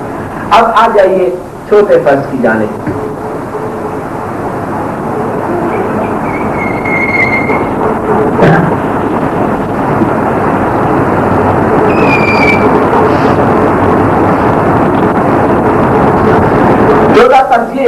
کہ ایک انسان اگر ایک نظریہ حیات کو مان رہا ہے، اپنی انفرادی زندگی میں اس پر عمل پیرا ہے، پھر اس کی دعوت دی دے رہا ہے۔ چوتھا فرض یہ ہے کہ اسی نظریہ حیات کو اگر اس کے اندر جان ہے، اگر یہ کوئی سسٹم یا کوڈ آف لائف ہے اور انسانوں کے لیے کوئی نظام حیات پیش کر رہا ہے، تو انسان اس کو قائم اور نافذ بھی کرے۔ ایک تو وہ نظریہ ہوتا ہے جو کہ صرف کتابوں کے اندر موجود ہوتا ہے پڑھنے پڑھانے کے لیے، اور ایک وہ نظریہ ہوتا ہے جو کہ پریکٹیکل امپلیمنٹیشن کے لیے یا ڈیمانسٹریشن کے لیے جو وہ دیا جاتا ہے۔ یہ جو نظریہ ہے مسلمان کے پاس یا مسلمان جو نظریہ رکھتا ہے قرآن مجید کی شکل میں، یہ صرف پڑھنے پڑھانے کے لیے نہیں ہے، وہ تو ہماری اپنی بدقسمتی کہ ہم نے اس کو صرف پڑھنے پڑھانے کے لیے ہی وہ مختص کر دیا ہے، ورنہ قرآن مجید کے اندر تو وہ نظام تھا، وہ امن اور آشتی کا نظام، کسی نظام کو دنیا کے انسانوں کے سامنے پیش کرتی وہ دکھاؤ۔ اور پھر قرآن مجید میں جو یہ نصبرین سامنے رکھا ہے، یہ کہ آپ جو ہے اللہ تعالیٰ کے دین کے قیام کے لیے یا اقامت دین کے لیے اس کے لیے تن من دھن کی بازی لگا دے، اپنا خون اس کے لیے پیش کرے۔ تو یہ کہ انسان اگر سوچے کہ یہ زندگی جو کہ میں یہ گزار رہا ہوں، کہ زندگی کے معنی اس کے مقصد کیا ہے، ایک تو وہ ہے کہ انسان صرف اپنے حیوانی جبلتوں کے لیے وہ جی رہا ہو کہ مجھے یہاں پر جنس کے تقاضا ہے اور پیر کا تقاضا ہے اور یہ تقاضا وہ تقاضا ہے، مگر اس سے بلندتر جو تصور ہوتا ہے ایک مسلمان کا کہ میرے تقاضے صرف یہی نہیں ہے بلکہ میرا ایک روحانی تقاضا بھی ہے، میرا ایک آئیڈیل ہے، ایک آدرش ہے، اور میرا ایک نصب العین ہے، وہ محبت الہی ہے، وہ معرفت رب ہے کہ میں اس تک تو پہنچنے کی کوشش کروں گا کہ میں اپنے دل کے ذریعے اس کو وہ جانوں گا، اپنی عقل کے ذریعے اور اپنے اعضاء و جوارح کے ذریعے جب اس کے اعمال پر وہ قابل ہوں گا، مگر اس تک پہنچنے کا وہ جو اعلیٰ ترین وہ ہے ذریعہ ہے، وہ جو چوٹی ہے، وہ یہ کہ انسان اپنا خون پیش کر کے اس خدا تک وہ رسائی حاصل کرے۔ تو یہ چنانچہ ایک مقام پر جب کہ خضر سے اقبال یہ سوالات کرتا ہے، مختلف سوالات، تو یہ ایک سوال سے یہ پوچھتا ہے کہ زندگی کا راز کیا ہے، سلطنت کیا چیز ہے، اور یہ سرمایہ و محنت میں ہے کہ سرفروش۔ تو خضر اس کو جو جواب دیتا ہے وہ یہ کہ ایک بات برطرف اندیشہ سود و زیان ہے زندگی، ہے کبھی جاں اور کبھی تسلیم جان ہے زندگی، کہ زندگی تو وہ ہے کہ انسان اگر جی رہا ہے اور وہ آئیڈیل سامنے ہے کہ میں جو یہ دنیا کے اندر رہ رہا ہوں، میں اسی آئیڈیل کے لیے کہ انشاءاللہ جب بھی موقع ملے اسی آئیڈیل کو حاصل کرنے کے لیے میں میرا تصور قربان کر دوں، تو کہتے ہیں کہ یہ انسان یہ زندہ ہے، اب اس کی ہے کبھی جاں، کبھی تو یہ زندگی ہی زندگی ہے، اور کبھی تسلیم جان ہے زندگی، اور کبھی یہ کہ اسی آئیڈیل کے عشق میں اور اس کی طرف میں انسان جب اپنے آپ کو نچھاور کر دے اور اپنے آپ کو ختم کر دے، تو کہتے ہیں یہ مردگی نہیں ہے بلکہ اصل زندگی تو وہی ہے۔ چنانچہ قرآن مجید میں جیسا فرمایا کہ وَلَا تَقُولُوا لِمَنْ يُقْتَلُ فِي سَبِيلِ اللَّهِ أَمْوَاتٌ، جو لوگ اللہ تعالیٰ کے راستے میں وہ قتل ہو جائے ان لوگوں کو مردہ نہ کہو، بل احیاء وَلَٰكِن لَا تَشْعُرُونَ، بلکہ وہ زندہ ہیں مگر تم شعور نہیں رکھتے۔ یا ایک اور مقام پر فرمایا کہ بل احیاء عند ربهم يرزقون، بلکہ وہ تو زندہ ہے اللہ کے ہاں وہ رزق پا رہے ہیں۔ تو کہتے ہیں کہ اقبال خضر کہتا ہے کہ زندگی کے معنی یہ تو جو لوگ اینیمل انسٹنکٹ سے بڑھ کر کوئی لائف کا کانسیپٹ ان کا نہیں ہے، یا جو کہ لائف کو وہ زندگی سمجھ رہے ہیں کہ اس سے بڑھتر اور بلندر زندگی کا تصور ہے کہ انسان اس مقصد اور اس آئیڈیل کے لیے جیے۔ وہ آئیڈیل اگر اس کی زندگی میں ہے تو یہ زندگی ہے، یہ آئیڈیل اگر نہیں ہے تو پھر وہ انسان مردہ ہے۔ وہ اقبال نے کہا کہ آن کے بے حق زیست جز مردار نہیں، وہ شخص جو کہ بغیر کسی نصب العین اور بغیر اسی حق کے اس عشق کے جی رہا ہے جز مردار بھی تو مردار ہے۔ گرچہ کسر ماتمی ازار نہیں، اگر کہ ہم لوگ اس پر ماتم نہیں کرتے، کیونکہ ہمارے نزدیک جو لائف کا تصور ہے وہ تو ہے کہ انسان کا اگر ریسپائریشن ہے، اگر اس کا سرکولیشن اگر آن ہے، اس کا برین اگر کام کر رہا ہے تو ہم کہتے ہیں یہ زندہ ہے. مگر اس سے برتر بلند تر زندگی کا تصور جو قرآن مجید دیتے وہ یہ کہ وہ نسبرین کی تڑپ اور عشق جس شخص کے سامنے موجود ہے وہ زندہ ہے، جس شخص کے سامنے نہیں وہ مردہ ہے. اور وہ سامنے عام انسانوں کی طرح وہ کھا رہا ہو، وہ پی رہا ہو اور وہ سانس بھی لے رہا ہو، مگر حقیقت کے اعتبار سے وہ مردہ ہے. تو یہ کہ اللہ کے دین کی کبریائی کے لیے اور یہ کہ اللہ کے دین کو قائم اور نافذ اور غالب کرنے کے لیے یہ ہے کہ انسان اپنا تن بندن کی بازی لگا دے کہ میری اصل زندگی تو وہ ہے. چنانچہ ایک دوسرے مقام پر جبکہ سلطان ٹیپو سے جب ایک بار پوچھتا ہے کہ زندگی اور موت یہ کس چیز کا نام ہے، میں ہندوستان سے آیا ہوں تاکہ میں آپ سے وہ معلوم کر لوں، تو پھر وہ اس کو جواب دیتا ہے کہ کو مرغو گلشنوں سے ہرا بسوس ماہیانہ کرتے ہی دریا بسوس کے بعد وہ عشق اور وہ طرف حاصل کر لو اور وہ اللہ تعالیٰ کے اس جذب میں ایسا مجذوب ہو جاؤ اور ایسا جذبہ پیدا کرو کہ یہ جو کوہ اور مرغ اور گلشن تو کیا ہے ماہیانہ درتے ہی دریا بسوس، کہتے ہیں کہ اپنے ولولے سے وہ آگ جو کہ آپ کے سینے میں وہ برف اٹھی ہے اس سے سمندر کے اندر مجموعوں تک کو جو ہے وہ جلا دو. اور تو کہتے ہیں کہ سینہ داری اگر در خودتی در جہاں شاہی وزیر شاہی بنی، کہتے ہیں کہ اگر تمہارے سینے کے اندر واقع سمجھ بنا ہے تو دنیا میں شاہین بن کر جیو اور شاہین بن کر مرو. اور پھر آگے کہتا ہے آنکھ کے در عرض حیات مرتبات از خدا کم خاص کنتوری حیات کے اقبال. مجھ پر جب یہ راز یہ منکشف ہوا ہے، جبکہ یہ حقیقت مجھ پر کھلی ہے کہ زندگی اگر کم ہے مگر یہ کہ اللہ کے لیے گرستان بسر کر رہا ہے اور اللہ کے لیے اگر اپنے آپ کو ختم کر دے وہ زندگی ہے، تو کہتے ہیں کہ از خدا کم خاص تنسوری حیات، میں نے خدا سے کبھی طویل زندگی کا کوئی مطالبہ نہیں کیا کہ خدا مجھے طویل زندگی دے، میں نے کہا یہ کم زندگی جو ہے وہ ٹھیک ہے. اور پھر کہتے ہیں کہ زندگی را چیز رسم الدین و گیش یک دمی شیری و استت سال ریش، کہتے ہیں کہ زندگی کا قانون کس رسم کے لیے انسان زندگی بسر کرے. ضابطہ انسان کا کیا ہو وہ یہ کہ گیدڑ کی 100 سالہ زندگی سے شیر کے ایک دن کی زندگی بہتر ہے. اور پھر آگے جو انہوں نے اس کو وہ بتایا ہے کہ وہ یہ جو بیل بکریاں جو موت مرتے ہیں کہ بغرض مر گئے کہ سعادت بالحد، کہ اس موت پر آپ لعنت بھیجے کہ آپ کو لعنت کی گہرائیوں میں گھسا دے جان کے وہ مر دست مر کے دام ادھر، کیونکہ اسی موت سے تو چوپائے اور بیل بکریاں یہ موت مرتے ہیں. کہتے ہیں کہ مرد مومن پا حضرت دان پاک آ دیگر مر گئے کہ برگیرت خاک، کہ مرد مومن تو وہ موت مرتا ہے جو کسی عشق اور اللہ کی طرف میں اور اللہ کے دین کو قائم اور غالب کرنے کے لیے جو اپنا خون بہاتا ہے اور مرتا ہے، تو کہتے ہیں وہ تو لحد سے بہت بلندر ہو جاتا ہے. تو پھر کہتے ہیں آج دیگر مرد وہ مرد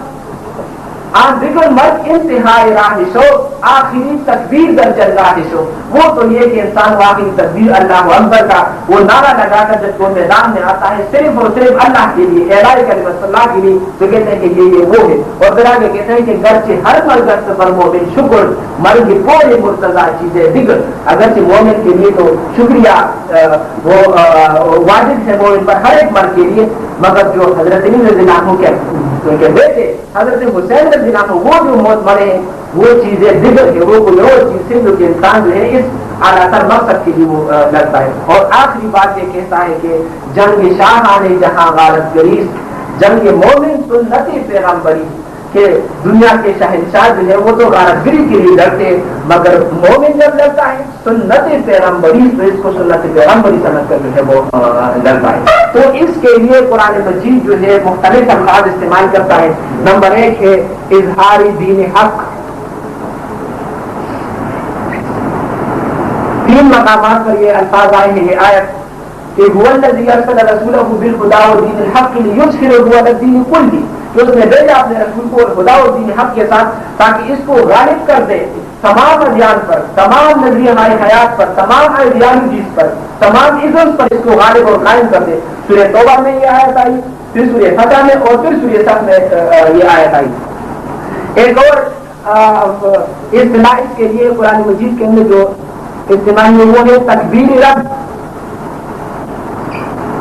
رب کا فکبر وکبر وہ تکبیرہ، کہ رب کو بڑا کر دو اور یہ دکھاؤ دنیا کو کہ ہاں میرا رب جو ہے وہ بڑا ہے. وہ صرف مسجد کی چار دیواری کے اندر بڑا نہیں، وہ صرف میرے دل کی گہرائیوں میں بڑا نہیں، بلکہ واقعتاً وہ جو بھی مجھے زندگی کے شعبے وہ کھائے نہیں ہے، تو صرف یہ کہ انسان کے ذہن اور فکر میں اگر وہ بڑا ہو تو یہ کوئی سی بڑی بات نہیں، بلکہ اللہ کی بڑائی تو مطلوب ہے کہ باہر لوگوں کو دکھاؤ، اس کا نظام جو ہے قائم و غالب کر کے دکھاؤ۔ ایک اور لفظ اس کے لیے ہے اعلاء کلمت اللہ،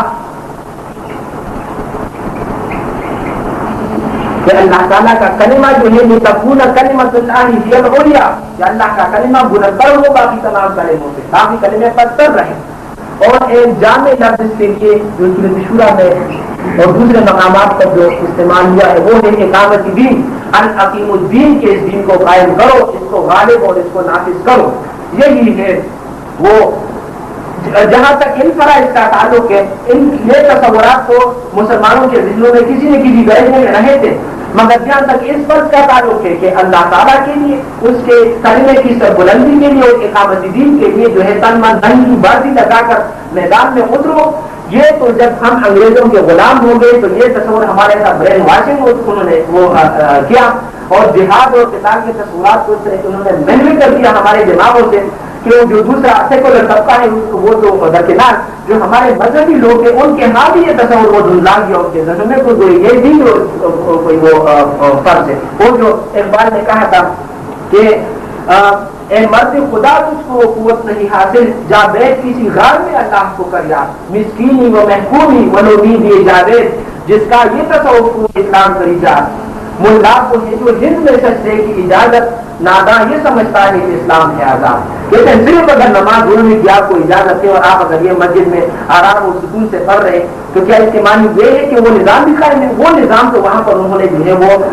ہائیجیک کیا ہوا ہے، آپ کو صرف نماز روزے کی وہ اجازت ہے۔ باقی یہ کہ اللہ تعالیٰ کا وہ کوڈ آف لائف، وہ سسٹم آف لائف، وہ پولیٹیکل سوشل اکنامک سسٹم وہ اسلام کا کہاں ہے؟ وہ تو موجود نہیں ہے۔ تو یہ کہ اس کے لیے انسان اپنی صحیح اور جدوجہد، اور پھر یہ صحیح اور جدوجہد جو وہ یہ کوئی شوقیہ صحیح اور جدوجہد نہیں ہے، بلکہ واقعتاً جبکہ بعض اوقات ہوتا ہے کہ انسانوں کے بعد طبقات جبکہ مسلط ہو جاتے ہیں دوسرے طبقات پر، اور اگر ان کا جو یہ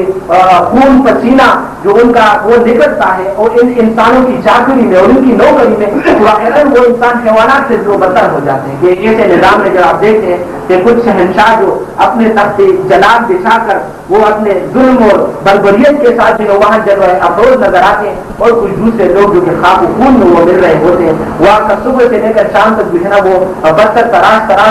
کر اور ان کے دو کروڑ کی زندگی بسر وہ ہو رہی ہے صبح سے لے کر شام تک، وہ لوگ تو واقعتاً کسی انسانی شخص سے بالکل بالکل محروم تھے۔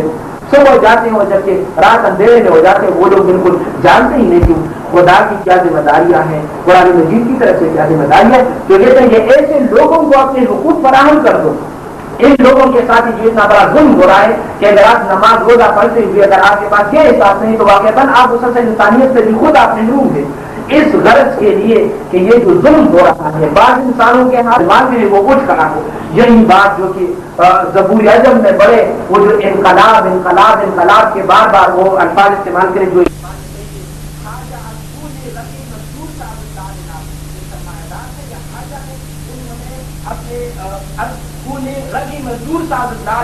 انہوں نے مزدور کے خون سے اپنے لیے لال اور جواہر بنائے، از جفائے بے خود آیا کشت دل کا نہ خراب، انقلاب انقلاب انقلاب نے کہا انقلاب کی ضرورت ہے تاکہ یہ ظالمانہ نظام جو ہے وہ نیست نابود ہو جائے۔ پھر وہ کہتا ہے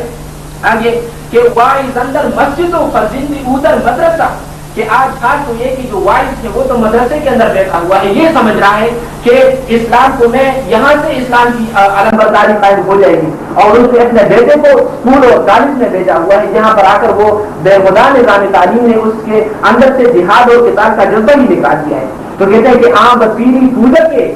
پیر در عہد شباب کے یہ وائز جو ہے یہ تو بڑھاپے کے باوجود جو ہے وہ جوان ہے اور وہ جو ہے حماقت میں مبتلا ہے کہ صرف مسجد کے اندر بیٹھا ہے اور یہ سمجھ رہا ہے کہ اسلام کا نظام آ جائے گا، اور کہتے ہیں پیر در عہد شباب، اور اس کا بیٹا جو ہے وہ شباب اور جوانی کے باوجود بولا ہے کیونکہ بے خدا نظام تعلیم نے اسے جہاد کا جذبہ ہی نکال دیا۔ اور پھر کہتے ہیں کہ اے مسلمان آپ کو کتنا ہے علم و فن، مسلمانوں یہ جو علم اور ٹیکنالوجی کے لیے جتنا بھی جو کچھ آپ کے سامنے تہذیب و تمدن اور سیولائزیشن کے رنگ میں پیش کیا جا رہا ہے، اس سے ڈرو، اس سے خوف کرو۔ احرمن اندر جہاں یزدان و یزداد، احرم اندر جہاں ارزان و یزدان دے یا انقلاب انقلاب انقلاب، اس نے دنیا کو شیطانوں سے بھر دیا ہے، کوئی یزدان کوئی خدا جو ہے اس دنیا میں نظر نہیں آ رہا، انقلاب انقلاب انقلاب، اس تاغوتی نظام کو انقلاب سے بدل ڈالو۔ اور پھر آپ یہ کہتا ہے کہ ابن مریم رب در عیسیٰ ابن مریم رب دار اس ظالمانہ نظام نے حضرت عیسیٰ ابن مریم کو اپنے خیال کے مطابق سولی پر چڑھا دیا، اور مصطفیٰ از کعبہ ہجرت کر دبا ام الکتاب، انقلاب انقلاب انقلاب۔ اور اسی نظام نے مجبور کیا محمد رسول اللہ صلی اللہ علیہ وسلم کو، انسانیت کے اتنے بڑے ممکن کو، کہ وہ اپنا مقام چھوڑ کر وہ جو ہے وہ ہجرت پر وہ آمادہ ہوئے یا مجبور ہو گئے کہ وہ ہجرت کرے۔ انقلاب انقلاب انقلاب، اس تاغوتی اس ظالمانہ نظام کو انقلاب کے ذریعے سے کچل ڈالو۔ اور آخر میں بات وہ جو وہ کی ہے کہ میں جو ہے منظورونی شیشہ اصل حاضر دیدہم، کہ میں دور حاضر کی تحریکوں کے اندر یہ جو علم ہے اور یہ جو سیولائزیشن اور تہذیب کے جو بھی وہ پھیلے ہو رہے ہیں کہ اس کے اندر میں جو کچھ دیکھ رہا ہوں، آج سنا زہرے کے عزب مار حاضر پہ کتاب، اس کے اندر وہ زہر تم مسلمانوں کو دیا جا رہا ہے، وہ زہر کہ اگر شام کو دے دے، آج سنا زہرے وہ زہر کہ عزب مار حاضر پہ کتاب، کہ اگر شام کو بھی وہ زہر دے دے تو شام بھی پہ کتاب کھانا وہ شروع کر دے گا، کہ شام بھی وہ تاب نہیں لا سکتا، اتنا خطرناک زہر ہے۔ حالانکہ شام تو خود بھی زہریلا انسان ہے۔ کہتے ہیں یہ جو علم اور فہم اور یہ جو کتابیں ہیں اور یہ جو تحریکیں وہ چل رہی ہیں دور حاضر، یہ جو ورلڈ آرڈر اور یا جو کچھ ہے اس میں جو کچھ ہے وہ زہر ہے کہ اگر آپ شام کو وہ کھلا دے تو شام بھی پہ کتاب وہ کھانے لگے گا۔ انقلاب انقلاب انقلاب، اس پورے نظام کو انقلاب کے ذریعے سے وہ مٹا ڈالو۔ یہ ہے قرآن مجید کے الفاظ اس کے لیے کہ اظہار دین حق، تدبیر رب، اعلاء کلمت اللہ اور اقامت دین۔ یہ ہے چار فرائض جس کا نقشہ قرآن مجید پیش کرنا چاہتا ہے۔ پہلا فرض ہے وہ ایمان، دوسرا فرض ہے عبادت رب یا اللہ تعالیٰ کی فرمان برداری، تیسرا فرض ہے دعوت دین یا شہادت الناس، اور چوتھا فرض ہے اقامت دین۔ اب ایک انسان ہے اور وہ یہاں کھڑا ہے اور یہاں سے وہ یہاں تک پہنچنا چاہتا ہے، اس چھت تک، آخری چھت تک، لہذا وہ جب اوپر آئے گا تو کچھ طاقت استعمال کرے گا، تو یہاں تک آئے گا، پھر یہاں سے یہاں تک، پھر یہاں سے یہاں تک آئے گا۔ مثال کے طور پر وہ کچھ سیڑھیاں استعمال کر رہا ہے،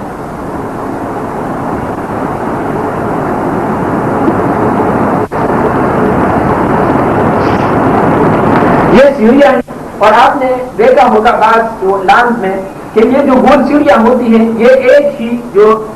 ایک ایکسس کے ارد گرد ہوتی ہوئی یہ سیڑھیاں یہ اوپر جاتی ہیں۔ اب یہاں سے اگر اوپر تک ایک انسان آتا ہے تو کچھ طاقتیں ہیں جو کہ انسان کو وہ نیچے گرائیں گے، وہ طاقت، لہٰذا انسان ان طاقتوں سے لڑے گا۔ اس لڑنے کا یہ جو ہے کہ کچھ اوور کم کرے گا ان طاقتوں کو اور کچھ انرجی استعمال کرے گا، ایکسپینڈیچر آف انرجی ہے یہاں پر۔ یہ جو طاقت کا استعمال ہے یا یہ جو جدوجہد ہے، اس کا نام قرآن کی اصطلاح میں جہاد ہے۔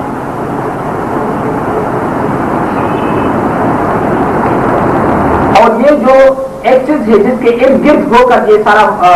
معاملہ یہ ہے، اسی ایکسس کا نام ہے قرآن۔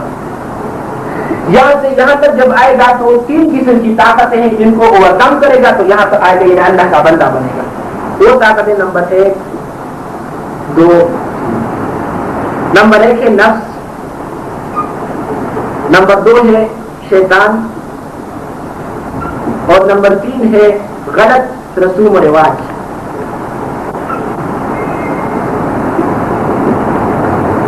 ان تینوں سے جب انسان لڑے گا تو وہ یہاں تک پہنچے گا، نفس سے لڑے گا، شیطان سے لڑے گا، غلط رسوم و رواج سے۔ غلط رسوم و رواج سے خود یہ ہے کہ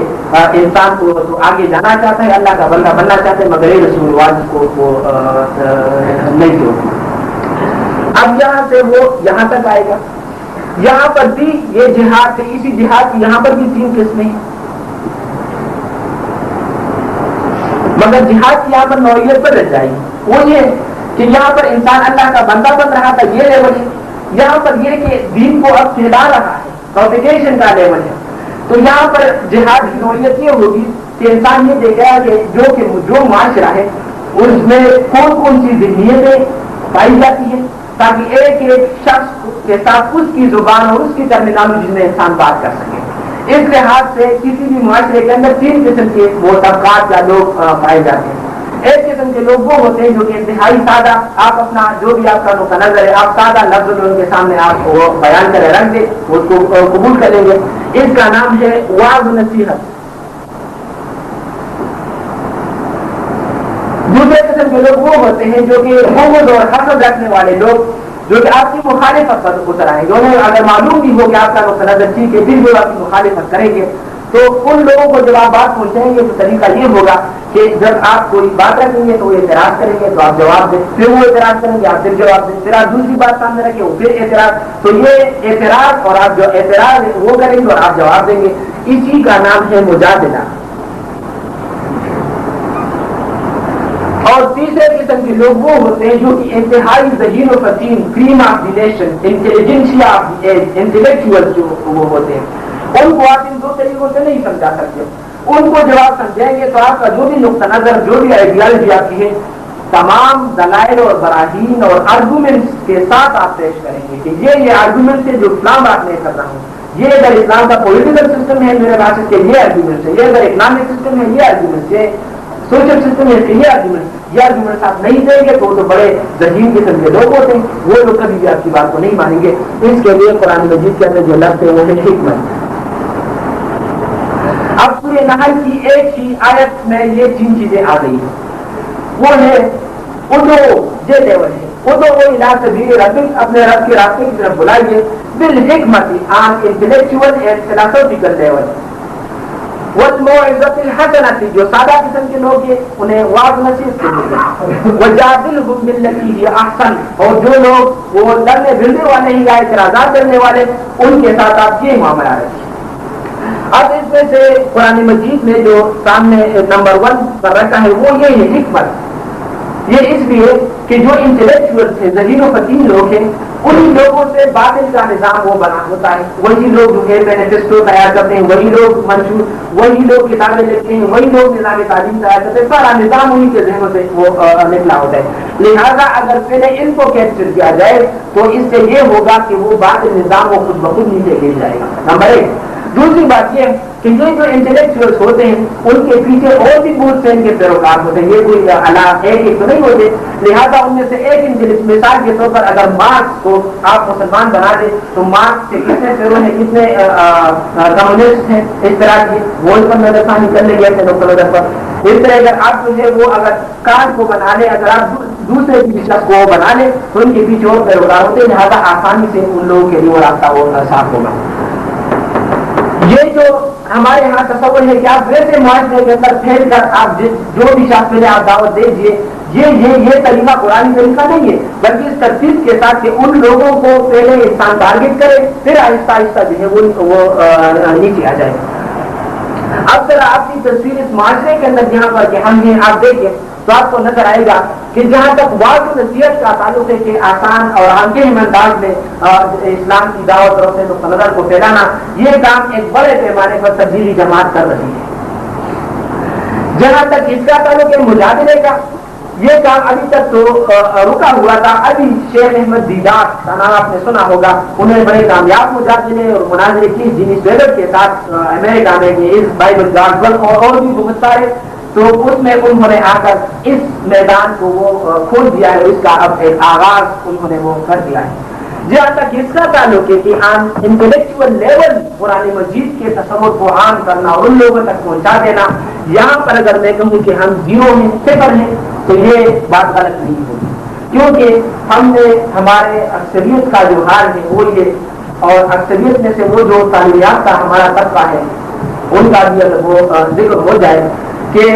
تصور ہمارا یہ ہوتا ہے کہ جو باقیات کا کام ہے کہ دنیا کی جو بھی فیلڈ ہے اس میں آپ شائن کر لیں. یہی وجہ ہے کہ آج بھی ہمارے جو نوجوان آتے ہیں اسکولوں کالجوں کے اندر اور جو ہے نا اسی آگ کے اندر جب کہ وہ آ کر گر پڑتے ہیں اور اس میں جب کہ یہ جل جاتے ہیں کہ کوئی ہمارے اسلامی ممالک کے اندر کہ یہ تو کمیونسٹ ہے اور یہ نیشنلسٹ ہے اور یہ ہے اور یہ فلاں ایسے والے ہیں فلاں ایسے والے، یہ لوگ کہاں سے آ گئے؟ یہ ہمارے گھروں سے نکلے ہیں. یہی لوگ ہیں، مگر چونکہ ہم نے اسلام اسلام کو آرگومنٹ اور دلائل کے ذریعے خود وہ شعوری اسلام سے خود ان کو متعارف نہیں کیا ہے. ان کے سامنے یہ تصور رکھا ہے کہ قرآن مجید تو کی حیثیت تو یہ کہ اگر وہ ہے کوئی شخص مر رہا ہو تو آپ سورۃ یاسین ان کے سامنے پڑھے, یا یہ کہ اگر کچھ اور ہو تو اس کا آپ تعویذ بنا لیں, باقی اس سے زیادہ کوئی حیثیت تو ہمارے سامنے نہیں کہ تو قرآن مجید یہ تو وہ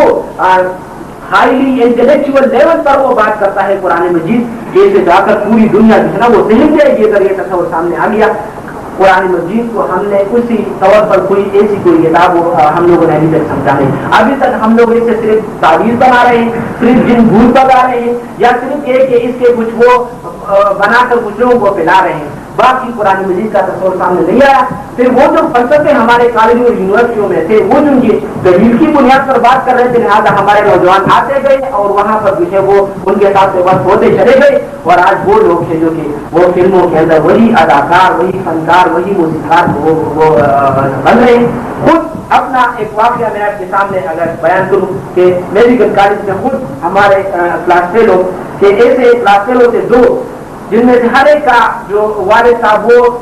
خطیب تھے مسجد کے اندر, مگر یہ پکی کمیونسٹ, اس لیے کہ گھر پر انہیں قرآن مجید کی تعلیم اس لیول پر دی ہی نہیں گئی. لہٰذا وہ لوگ جو آ کر وہ کمیونسٹ کہ ان میں جب مارکس کی ادھر ادھر کی وہ تحریریں پڑی جیسے متاثر ہو گئی, اور قرآن مجید کا اور اسلام کا وہی موروثی تصور کہ ہاں وہ جو کچھ تھا اسی سے بات آگے نہ بڑھ سکی. لہٰذا ضرورت ہے کہ اسی لیول پر ہائی فلاسفیکل لیول پر آج ہم اسلام کی دعوت پیش کریں. آج جو ہے نیچے اگر ہم ہزاروں اور لاکھوں نمازیوں کو اگر پیدا کریں, مگر اوپر سے اس نظام اگر بالکل وہی ہے اور انٹلیکچوئل وہی ہے, وہی سیکولر ذہنیت ہے, تو پھر کوئی تبدیلی اس نظام کے اندر وہ واقعہ نہیں ہوگی. یہی وہ کام ہے جو اس صدی میں اگر کسی درجے میں کیا ہے تو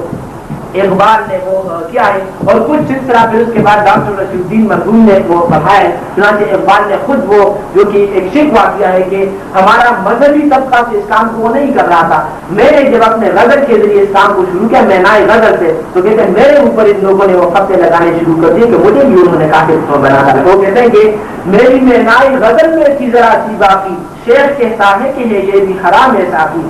300 سال سے ہیں ہند کے میں خانے بند, اب منافق ہے تیرا فیض خوان ساقی, شیر مردوں سے ہوا بے شے تحقیق تہی, رہ گئے صوفی و ملا کے غلام ساقی, متاعی دین و دانش لٹ گئی اللہ والوں کی, کہ مذہبی گرانوں کے لوگ جو ہے وہ فلموں کے اداکار بن رہے ہیں. متاعی دین و دانش لٹ گئی اللہ والوں کی, یہ کس کافر ادا کا غم رہی خوریز ہے ساقی, نہ اٹھا پھر کوئی رومی عجم کے لالزاروں سے, وہی آب و گلی ایران وہی تبریز ہے ساقی. اور آخر میں پھر جو ہے اپٹمسٹک ہو کر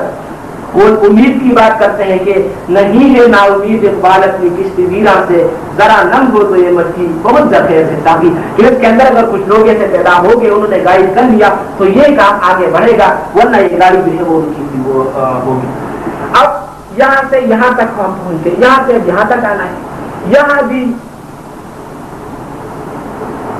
جہاد کی 3 ہی قسمیں, مگر ادھر سے جو ہم جہاد کی جو جنرل ٹرمینالوجی استعمال کر رہے تھے, یہاں پر اگر یہ اسپیسیفک ٹرمینالوجی بن جائے گی جس کا نام ہے قتال, جنہیں یہ کہ یہاں پر تو کوئی چاقو, ٹینک, بندوق وغیرہ کی ضرورت نہیں تھی, مگر یہاں پر اگر کیونکہ آپ ایک باطن نظام کو نیست نابود کریں گے, آپ ٹکرائیں گے, لہٰذا ٹکرانے میں تصادم میں جو ہے نا وہ یہ ٹکرانے میں تو خون بھی بہے گا اور بھی وہ سب کچھ ہوگا. لہٰذا یہاں پر جہاد کی ٹرمینالوجی وہ قتال ہو جائے گی, وہ جو اعلیٰ ترین کلائمیکس ہے جو کہ جہاد کی. یہاں پر اس کی 3 شکلیں ہیں. ایک یہ کہ یہاں سے کچھ ریولوشنری, یہ جو اوپر بڑھ رہے ہیں انقلابی, جب باطن نظام کو جو کہ آلریڈی ڈیولپڈ اور اسٹیبلش ہوگا اس کو معلوم ہوگا کہ کچھ انقلابی تو اوپر آ رہے ہیں اور ہمارے اس نظام کو یہ ہٹ کریں گے, لہٰذا یہ اپنے فوج اور پولیس کو استعمال کر کے وہ ان لوگوں کو کچھ لیں گے, اور جو بھی تہذیب اور اطلاع کی جتنی بھی صورتیں وہ سب بھی وہ استعمال کریں گے. ان لوگوں کا کام ہوگا کہ یہ صبر کریں گے, کیونکہ اب یہ تعداد میں ریولیوشنری کم ہے. یہ اگر وائلنٹ ہو گئے ان کے اخلاقی جواب مل جائے گا, لہٰذا وہ ان کو مزید تیزی کے ساتھ وہ کچھ لیں گے. اس کی اگر مثال دیکھتی ہو حضور صلی اللہ علیہ وسلم کی زندگی میں, تو 13 سالہ جو ان کی وقت کی زندگی ہے,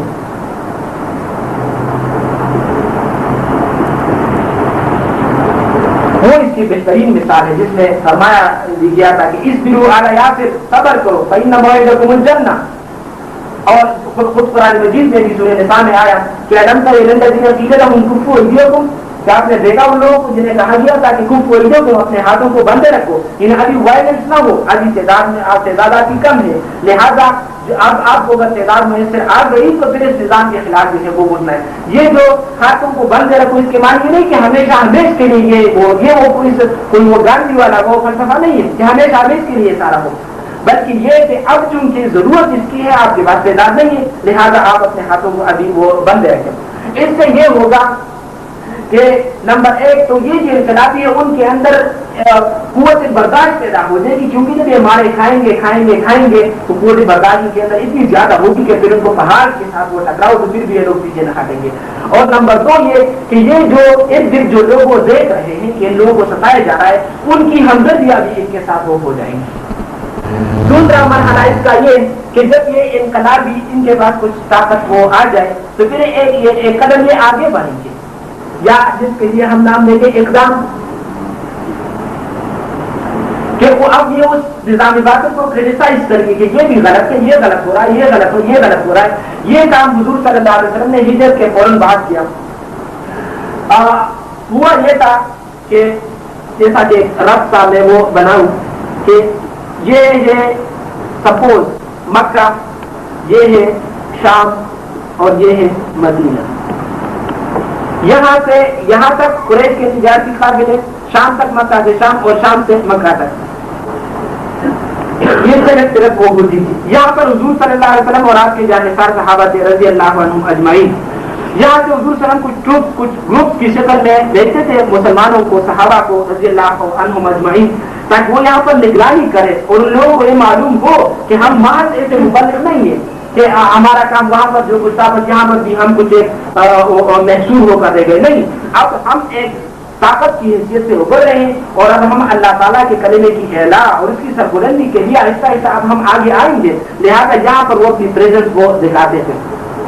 اس لحاظ سے جو گروپ یہاں پر آتے تھے ان میں سے ایک گروپ کی وہ لڑائی ہو گئی تھی یہاں پر کچھ لوگوں کے ساتھ عبداللہ بن جحش رضی اللہ تعالیٰ عنہ کی سرگردگی میں، اور اس میں ایک جو ہے وہ کافر وہ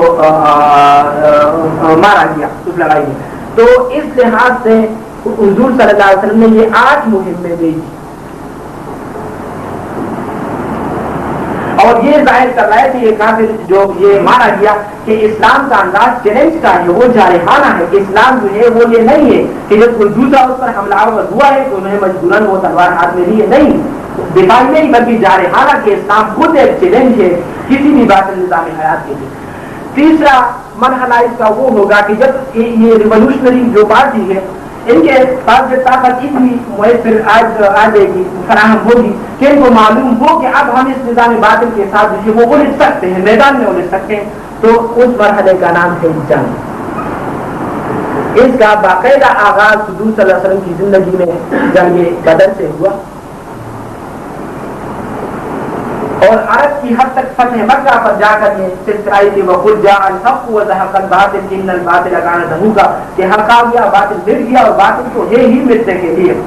تو وہ نظام، وہ اقامت دین کا جو عمل جو ہے وہ عرب کی حد تک وہاں پر ہو گیا، اور پھر حضور صلی اللہ علیہ وسلم نے پھر یہ ذمہ داری لگائی کہ اب وہ لوگ یہاں پر موجود تھے اور جو موجود نہیں ہے ان لوگوں کا اب یہ کام ہے تاکہ ان تک بھی یہ نقطہ نظر یہ موقع پہنچا دیا جائے کہ یہ ہے ذمہ داریاں ان کے سامنے، جو شخص بھی اسلام کے ساتھ اگر محبت رکھتا ہے، اگر اللہ تعالیٰ کا واقعہ بننا چاہتا ہے اور اس کی محبت سے سرشار ہونا چاہتا ہے تو یہ ہے اس کے لیے کرنے کا کام۔ اب نہیں کر سکتا ہے اور 4 5 10 20 نہیں کر سکتے۔ جہاں تک اس اقامت دین کا تعلق ہے کہ اللہ کے دین کو سر بلند کر دینا اور اس کے لیے تن من دھن کی بازی لگانا اور طاغوتی نظام سے لڑنا،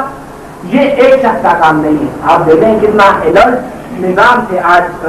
وہ جو الکفر ملت واحدہ کی بالکل ایک مصداق اور مظہر عملی ہے، لہذا ممکن نہیں کہ ایک ہی شخص کا مقابلہ کر سکے۔ اس کے لیے ضروری ہے کہ کوئی ایسی ڈسپلن جماعت ہو، ایک اجتماعی کوشش ہو کہ اس نظام باطل کے ساتھ جو ہے وہ ہمارا مقابلہ ہو، بغیر جماعت کے ممکن نہیں۔ اور تیسری بات یہ کہ وہ جماعت کو یہ نظر کچھ اور ہے، کچھ اور اور پانچوں کا کچھ اور ہے، تو وہ کوئی جماعت نہیں ہے، ویسے ایک موب ہے، ایک بھیڑ ہے۔ ضروری ہے کہ ایسی ڈسپلن جماعت، یہ جو ڈسپلن جماعت ہے یہ جس طریقے سے ہم اس کو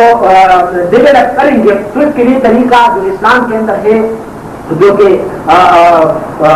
جس کی تعریف و تحصیل ہونی چاہیے کہ ایسا طریقہ بھی اسلام نے فراہم کر دیا، اس کا نام بیعت ہے کہ بیعت سموتاق بیعت جہاد میں ایک امیر کے ہاتھ پر جہاں ہم جو ہے شریعت کے دائرے کے اندر آپ کی ہر حکم کو ہم مانیں گے اور جب بھی وہ ضرورت پڑی تو ہم اللہ تعالیٰ کے لیے اب ہمارا سب کچھ جو ہے وہ حاضر ہے۔ تو یہ جماعت اور یہ بیعت، جہاد جماعت اور یہ بیعت کا تصور، یہاں تک تو ہماری بات ختم ہو گئی۔ اب میں آخری الفاظ میں اس کو سمجھ کر رہا ہوں کہ پہلا فرض ایمان، دوسرا فرض عبادت رب، تیسرا فرض دعوت دین بندگی، تیسرا فرض دعوت بندگی، چوتھا فرض نظام بندگی۔ ایمان، بندگی، دعوت بندگی، نظام بندگی۔ یہاں ہے شخص یہاں سے وہ یہاں تک آنا چاہتا ہے تو ادھر سے یہاں تک انہیں اللہ کا بندہ بننے کے لیے وہ تین طاقتوں کے خلاف لڑے گا، نفس کے خلاف، شیطان کے خلاف، معاشرہ کے غلط رسوم الرواج کے خلاف، وہ یہاں تک پہنچے گا۔ یہ جو لڑنے کا کانسیپٹ ہے اسی کو جہاد کہتے ہیں۔ اور پھر یہ جو جس ایکسس کے ایک گر کے لیے وہ یہ کوشش کر رہا ہے، یہ اس کا نام یہ قرآن ہے کہ وہ جاہدہم بہ جہاد کبیرا، یہاں سے یہاں تک آنا ہے تو بھی جہاد کی ضرورت ہے۔ یہاں پر جہاد کی نوعیت یہ ہوگی کہ معاشرے کے اندر ایک انسان دیکھے گا کہ کس کس ذہنیت کے ساتھ میں اسی کی ٹرمینالوجی میں بات کروں۔ اس لحاظ سے معاشرے کے اندر تین طبقات ہوتے ہیں۔ ایک وہ لوگ جو کہ لڑنے بھیڑنے والے، بغض اور حسد رکھنے والے، مخالفت کرنے والے، ان تک جب آپ بات پہنچائیں گے تو وہ اعتراضات کریں گے، آپ جوابات دیں گے، اسی کا نام مجادلہ ہے۔ پھر جو سادہ قسم کے لوگ ہیں ان تک آپ بات نصیحت کے ذریعے پہنچائیں گے، اور جو انٹلیکچوئل سے کریم آف دی نیشن ہے ان تک آپ بات پہنچائیں گے آن ہائیلی فلاسفیکل لیول۔